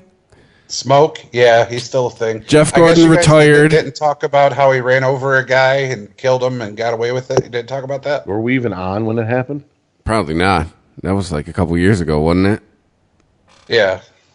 I mean, dude, you got to remember, we started in what, May or June of last year? May? Yeah. Yeah, Tony Stewart, Smoke, just ran a motherfucker over, killed him. It's okay. It happens. No, it doesn't. Hey, if you're white and you got money, that's how it works out for you, all right? That's Vince Neil.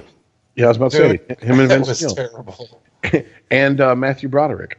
Yeah. And Great White. No, Great White didn't run anybody over. They just burned them up. Yeah, they just thinned the herd a little bit in that part of New England. Yeah, they treated their fans like Anne Frank. Like Jewish shit. Damn. That's what I'm getting at. Who else killed somebody in it? Teddy Kennedy. Yeah. If Teddy Kennedy would have had a car that floated, he'd have been president. But he didn't. It sunk. So OJ for a decade. Mm-hmm. So are we checking our white privilege? Is that what that is? No, are you saying OJ's had more white privilege than us? He has. Are you kidding me? For a decade he did. Till he just couldn't keep his hands out of felonious shit. But all right, so we're not talking about sports anymore. Does that mean we're done? Or do we got any other thing else? Something else we want to address? Well, I was going to bring up since we're give or take a week away from pitchers and catchers reporting. Still waiting on that blockbuster move, Tigers. Anytime, whenever you're ready. Yeah, I know, right? I Talk to your boss, Chris. I loved how Alex Avila, announced before the right after the season was done last year that their payroll will not be $200 million this year. It's $200 million this year. So yeah, that's interesting. Anyways, ESPN put out an article that I thought was interesting. Not the top tier teams and not the bottom tier teams. They call it the contenders or pretenders, MLB's middling mid-tier teams. And they listed the Oakland A's, Baltimore Orioles, Texas Rangers, the Tigers, New York Yankees, Tampa Bay Rays, the Mets, the Pirates, the Marlins, and the Angels. How many of those teams 5 years ago they'd be mentioned in the top? A good Texas, the Angels, Detroit, New York, yeah, Tampa.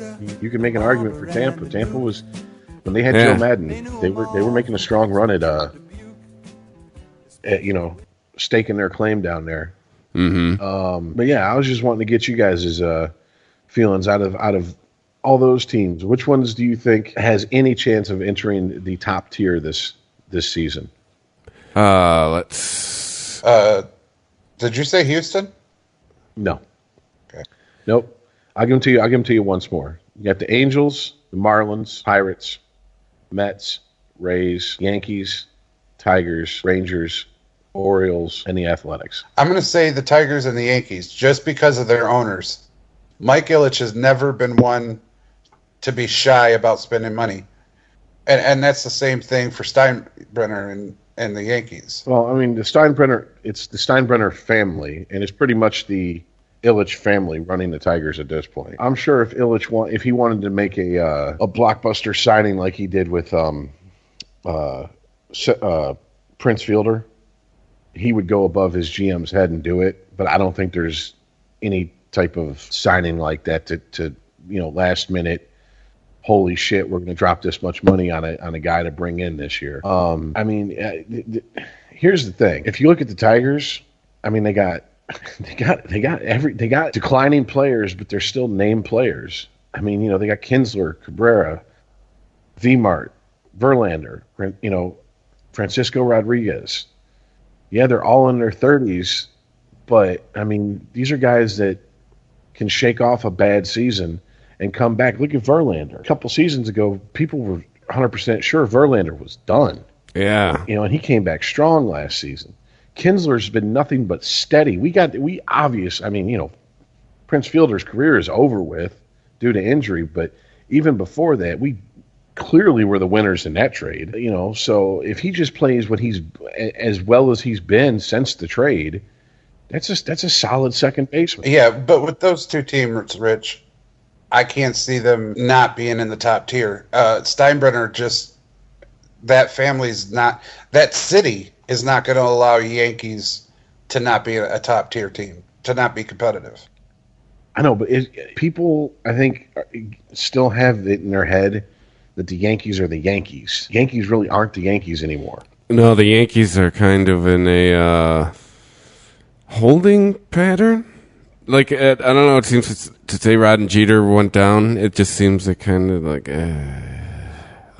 it's not the typical Yankee product. Except for, what's ironic is, except for the NHL, most of the sports, the big name stars, the people that you can point to and go, that's huge, are pretty much done. The basketball, obviously the NBA has a lot of young talent. But the NHL and the NBA is probably where it's going to switch to for a while. Because NFL and the Major League Baseball, all the big names where you can be like, you get these two guys and you're in the playoffs. That time has passed for right now. There isn't really Rich, you were talking about a blockbuster trade. Maybe they haven't made one yet because there isn't one to be made. Well, what I'm getting at is, okay, look, here's the Yankees infield as of right now. All right, the one, I guess, standout as far as name player who's done it for more than a season or two is Chase Headley, and he's 32. Everyone else on the infield except for Starlin Castro and Gregorius is under 20, is 25 and under. And those in Castro and Gregorius are 26. I mean, you look at their outfield: Jacoby Ellsbury, Brett Gardner, Aaron Hicks, Matt Holliday, Aaron Judge, Mason Williams. Does that sound like a typical Yankees outfield with the Yankees we've known? Not even close. No. Mid 90s. I mean, their biggest signing was Chapman in the offseason. Obviously, he's going to be their closer. But I mean, they still have Sabathia on their fucking in their pitching rotation. Yikes. Yeah. And he's not their. You can't say he's their number one pitcher. I mean, it's not. The Yankees aren't the Yankees we knew. Whereas I think the Tigers just by purely the name test. Very much so. Yeah, I mean, he's an up and coming catcher. All right, you got Cabrera. Yeah, he's on the downside, but he's going to hit you 300 or close to it. He's going to drive in runs if we can get someone on base, if we can stop, grounding them in double plays. Jose Iglesias is a wizard in the field with his glove, but, I mean, kind of a weak bat. We already talked about Kinsler.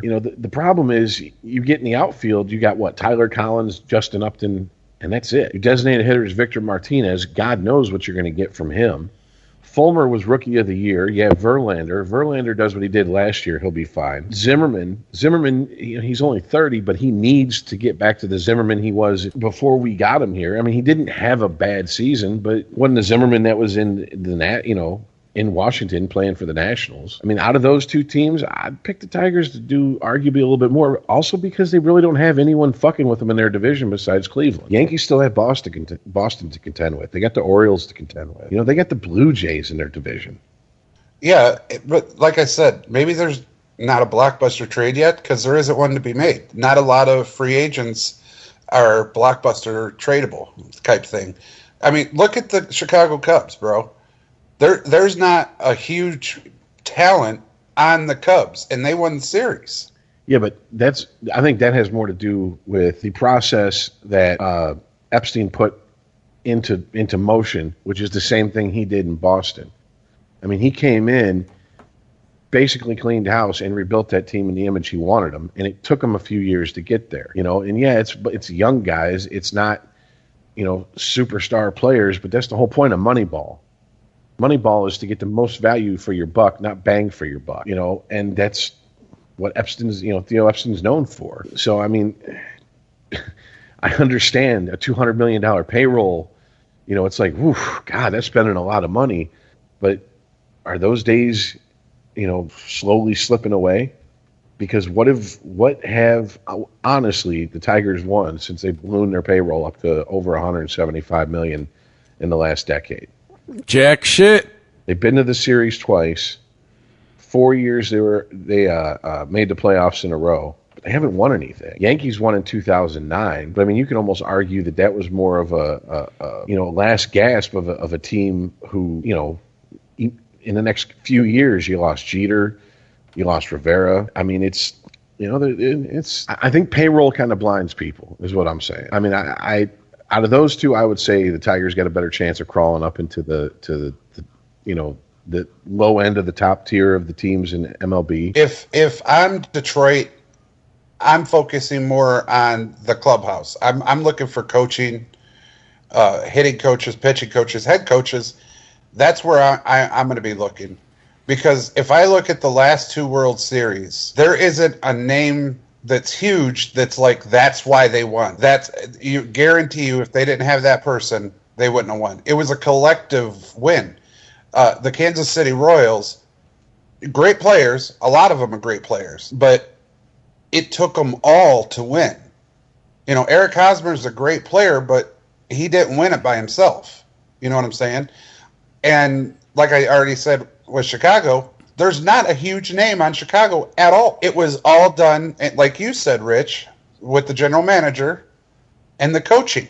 But they also had lights out pitching in their starting rotation, and that's something that is a question mark for the Tigers. Well, because I understand. You have Verlander, who you never know what you're going to get anymore season to season. Zimmerman, who you just hope he's solid, and Fulmer, who could be a one-year wonder. I mean, how many times in Detroit have we seen? Detroit, especially, have we seen a pitcher come out, win, you know, Rookie of the Year, Mark Fidrich, and then do absolutely nothing afterwards? Right, and with places like Chicago, you got Jake Arrieta, who is lights out, but nobody knew who he was before that. Well, so, I mean, if I'm people like Illich and Steinbrenner, I'm focusing on clubhouse because that's apparently where these titles are being won. I know that, and you're right. The Tigers love name recognition. They love to get the big names there. They feel like that's going to, you know, fill the seats.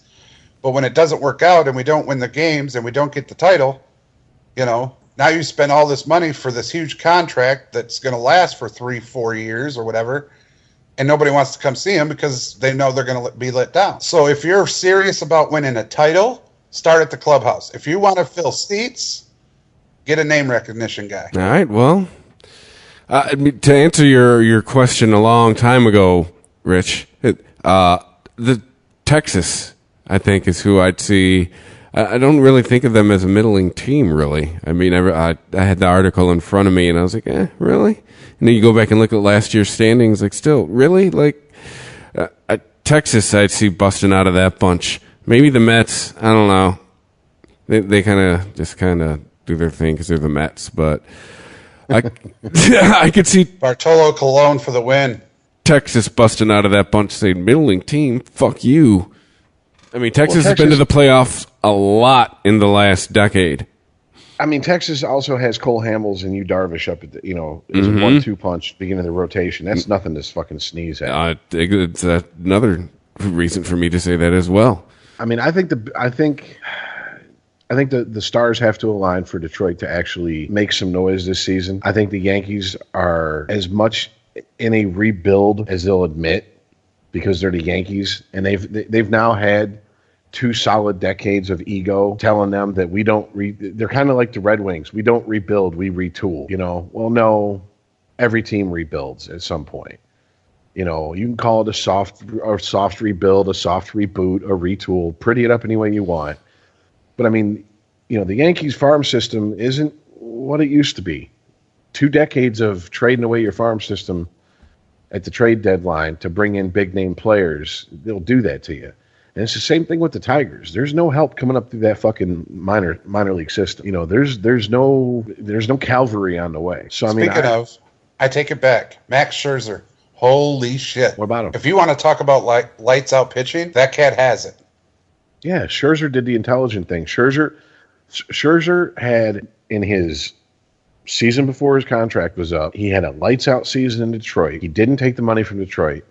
He took the money from a National League team. He went to the National League where you, instead of facing 9 major league ready batters, you face 8 plus a pitcher. And pitchers fare, historically, this is just the truth, pitchers fare better in the National League against National League lineups than they do in the American League for whatever reason. And so it just made him look like a genius. I mean, he did exactly the right thing for him. He got his family paid, and plus he's basically installed himself in a city who's going to love him because he's, oh my God, he's our savior. They got Strasburg, and it's like, who? We got Scherzer pitching tonight. Yeah, I think you said it best. He bet on himself and won. I mean, I think one of the interesting stories coming out of the list of these teams that is kind of getting overlooked is the Angels. Now, I'm not a big one for metrics. I'm still clinging, what is it that was said by Obama during, I think, 2008, 2012? Desperately clinging to my guns and my Bibles, except for I'm clinging on to my old RBIs and batting average instead of, WAR and OBP. Whatever the fuck. Yeah, well, whatever the fuck. But hey, apparently I'm part of the old guard that needs to die off because most of the top guys who do, baseball predictions based on stats and shit have bought completely into this Moneyball way of thinking, completely into the sabermetrics way of thinking, and purely going by that. Mike Trout, first of all, Mike Trout's 24 years old. We've been hearing about Mike Trout forever, and he's only 24 years old. Think about that. And his wins over replacement players is a 48.5. He's at his age, it goes for all time, Trout, Ty Cobb, Mickey Mantle. Top 3. Yeah, I just saw that. I mean, that's just insane. And then you look at the players that have been added by their GM. You got Cameron Maybin. No one is a solid outfielder. He's added veteran players to the team. You still have Pujols, who's he's obviously not the Pujols of St. Louis days. Pujols, but if he just has a decent season, I mean, he could shore up the DH spot. He could, he just hey, look, man, just hit 300 and knock in 80 and give us 20 home runs. I think the problem with the Angels is, can you tell me anyone who's on their pitching staff? I can't. There we go. I think that's Not even. That it's a. I mean, I had to read the article because they have Houston Street, and I'm thinking Houston Street's the guy that gave up the home run to Maglio Ordonez in 2006. That's their bullpen go-to guy. Yeah, that motherfucker's got to be close to Chris, your age. I know, right? That's not old for us, but that's old for sports. Yeah, I mean that's a whole lot of question marks for a team who, for a while there, were always in it. And the beginning of the article, when they bring up the Angels, they bring up a good point. Are they pissing away the best years of Mike Trout's career? Are they going to end up looking back like we do it with Miggy and going, fuck, man, we never won it when he was in his prime, Is it going to be that type of situation? Is it going to be a Megatron type situation like this season was? Like, why the fuck couldn't we play like this when Megatron was on the team? A Sammy Sosa kind of thing? Yeah. Well, Sosa's far removed from fucking Cub days, but... Did you see the 30 for 30 called Catching Hell? Yeah, about Steve Bartman, yeah. Yeah. Do you think... My wife, Tina, she goes, oh, that is horrible what they did to that man. And then she's like, well, they won the championship. Do you think they forgave him yet? I'm like, no. If Bartman ever shows up anywhere near Wrigley Stadium, he's going to get lynched. He don't live in Chicago anymore. Man, he lives in Phoenix. I don't know, man. I don't know. I can tell you this right now. After 2004, a whole lot of Red Sox fans forgave Buckner. Yeah, yep, saw that. Hey, Bill, good news. You can come back to Boston. Yeah, you can actually show your face in a Boston bar without being worried about getting a broken beer bottle shoved in it. Well, needless to say, I just wanted to run down because I think it's interesting that the teams, so many teams, when I look at this middle of the list according to ESPN and their projections, I'm just like, wow, man, these were not also rans. These were not 1-year wonders. Yeah. These were teams that were built to last a while. Like, I think it's a bad call on Texas personally. The more I read and look at things, like, wow, really? Texas, middle? All right. Now that we've said all that, I mean, out of those teams, who you think is just going to fucking tank and fall into the bottom? Oh, I hate to say it, because they're the home team. You think it's the Tigers? I don't see. I mean, we had to struggle to maybe get the wild card last year. Like, we had to struggle to finish 7 or 8 games out. Like, I don't see it. I don't see the ship. When a ship's sinking, it doesn't start coming back up. You know what I'm saying? Especially if they've made 0 moves. I mean, I think we're watching like a really slow, we're watching the Titanic, if it was like a pinhole and the ship never docked. That's what we're watching. It's just slowly, and then all of a sudden, Cabrera's career is going to be over. Osmus is going to be on like his 5th year, and we're going to look around going, what the fuck's going on? I don't know, man. Like, I don't see the Tigers season going to so hot. See, my pick would be the Pirates. Yeah, they still have McCutchen, but ask Robinson Cano about how one player makes a team, The athletics, for me, is going to tank. Think the A's are going to take a shit? Yeah, I don't think they know how to play Moneyball anymore. Shit, they better. They had Brad Pitt play their GM in the movie about it. Made me believe Moneyball for 2 hours. And then you think about, but how many titles have they won? 0. Okay, but again, Cubs, Moneyball, right there. Dude, that's Epstein. I really think... You can say that, but there is a blockbuster player on the Cubs, not one. Yeah, but Epstein is a disciple of the Bill James line of thinking, which, the sabermetrics, et cetera, et cetera. I mean, he is a student of that. I mean, you can't even say you could make that argument. That's just a fact. I think he'll tell you that himself. But here's the thing. I can't tell you who the fuck's on the Oakland Athletics, but I can tell you their GM's name. That's a problem. To me, that's a problem. Yeah, he's right.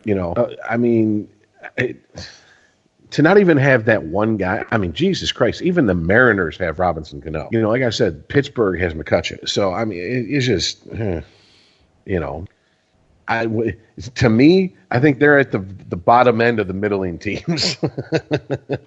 Yeah. Well, that's what I'm saying. I don't see them making any move that's going to elevate their play. Well, speaking of pissing away a fucking career, early part of a career, you got Giancarlo Stanton sitting there in Miami. You got Mattingly as their head coach, and you got what happened near the end of last season with Rodriguez. Was that going to be enough to light a fire under their ass to come out with a little bit of fucking hunger, kind of like do it for the Gipper type thing? Don't know. Don't follow Miami that much. I'll be a lot more into baseball this year. Fantasy season's coming soon. Fantasy baseball is an endurance match. I'll tell you that one. Yeah, no shit, right? You've almost got me halfway convinced to go ahead and fucking try it this year, just so I can. Well, it's just like hockey or basketball. You have to draft the right way, and it's just remembering to set your lineup every day. It's just seeing it ain't even about half the time. Stats only come into play when you're making your moves, when you're roster moves. But as far as it's just seeing who's playing every day and making sure they're in the lineup, because not everybody plays every day. And I have a fantasy baseball title in my holster, and it was against my friend, so it does count. Ooh. Yeah. Got to get that out there. Oh, shit. All right. Well, I've shot my baseball load for the as much as I can. I can't really talk much more baseball until we actually start seeing at least exhibition games get played. Well, pitchers and catchers report what, next week? I want to say so, yeah. Because it's usually Valentine's Day. You usually start seeing pitchers and catchers reporting somewhere. So got Just that going saying, for 2 us. weeks. Go fast, turn left. All right. Well, it definitely it's another. Man, we filled the time with what? Football and baseball, pretty much. So, or no, hockey too. Got some hockey. Fans of NBA, your time's coming. All right, your time. The Super Bowl is this week, and we got a ways to go till baseball starts actually playing games that matter. So, you'll get your time, NBA. I'm sure LeBron will fire off his mouth at some point here in the next few days. So, Again, yeah, that'll be fun. Into the playoffs are starting up. Are the Pistons viable this year? Let's check the standings real quick. I don't believe so. They're in a division with Cleveland, so maybe not. I believe we were talking about LeBron being 7 games up.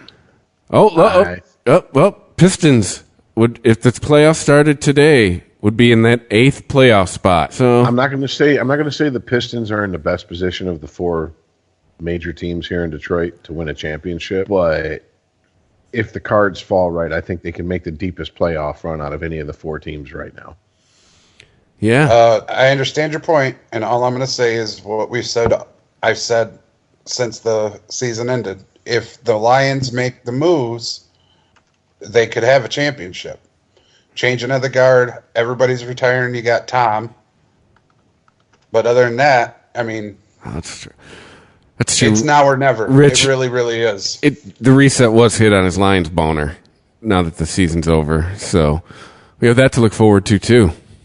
All right. Well, what was the? I'm trying to think of the one stat that stuck out at me against Stafford. Yeah, here it is. Against teams with a winning record in his career, Stafford is 5-46. Ooh, that don't get you far in the playoffs, man. Oh, damn, that is a damning statistic, sir. Yeah, but with his defense, come on, dig deep, man. I'm talking about playoffs. I'm not talking about getting to the playoffs. I'm talking about making it past the first playoff game or first round. That's what I'm talking about. I think the Pistons, first of all, Red Wings not making it this year. Tigers, long shot. If the Pistons make it, depending on how the chips fall and who they draw in the first round, I could see them making it out of the first round. I think this year, especially with the strength of schedule coming up for the Lions next year, this year was the Lions' best chance to win their second playoff game since 1957. They didn't do it, so that's why I'm saying that. They play busted up Seattle. I'm just crunching the numbers, man. That's all I'm doing. Yeah, they started today. They'd be in that 8th playoff spot. It'd be them, the Bulls, the Pacers, the Hawks, the Wizards, the Raptors, the Celtics, and the Cavs. Yeah, I wouldn't. I mean, if they were going against the Cavs first round, I would say it's going to be over 4 or 5 games. But if somehow they snuck up and they went somewhere towards the middle of the pack to where they draw a seed that's closer to them, they have a better chance of getting out of the first round. Oh, Golden State is 43-8. Jesus. Don't. Just don't. All right. Yeah. No. All right. Yeah. Like I said, we saved that. We got plenty of time for that. Thanks everybody who's been listening and downloading at we're on iTunes or at ChristopherMedia.net. We got the streaming station. The last 3 podcasts uploaded to the network. They will play. So Sporgy gets a couple of days in there. If you like it, tell a friend. On Twitter at Sporgy Podcasts, Sporgy_podcast on Instagram. You can email Sporgy at ChristopherMedia.net. Every month is bigger than the last. Every week is bigger than the last. So you obviously you're liking it, you're listening, you're telling people. So keep that going. And thanks for listening. We will catch you guys next week. All right, later, guys. See you guys. If you enjoy this show and want more people to know about it, head on over to iTunes, leave a comment, and rate it 5 stars. Make sure you like and share us on Facebook, and don't forget to follow us on Twitter. Just search for Christopher Media. Thank you in advance for supporting Christopher Media by clicking on the PayPal button and by clicking through to all the sponsors who support ChristopherMedia.net. Most importantly, we would like to take the time to extend an extra special thanks to you. Christopher Media could not exist without your support. Thank you for visiting ChristopherMedia.net, and thank you for listening. Christopher Media. Let's make some noise. Thank you for visiting ChristopherMedia.net.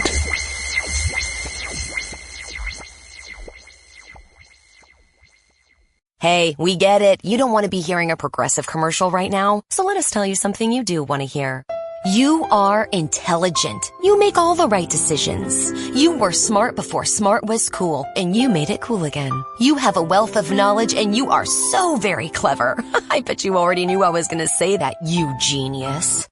There, don't you feel better? You'll also feel better when you hear you could save big when you switch to Progressive. But I'm pretty sure you already knew that, too. Progressive Casualty Insurance Company and Affiliates.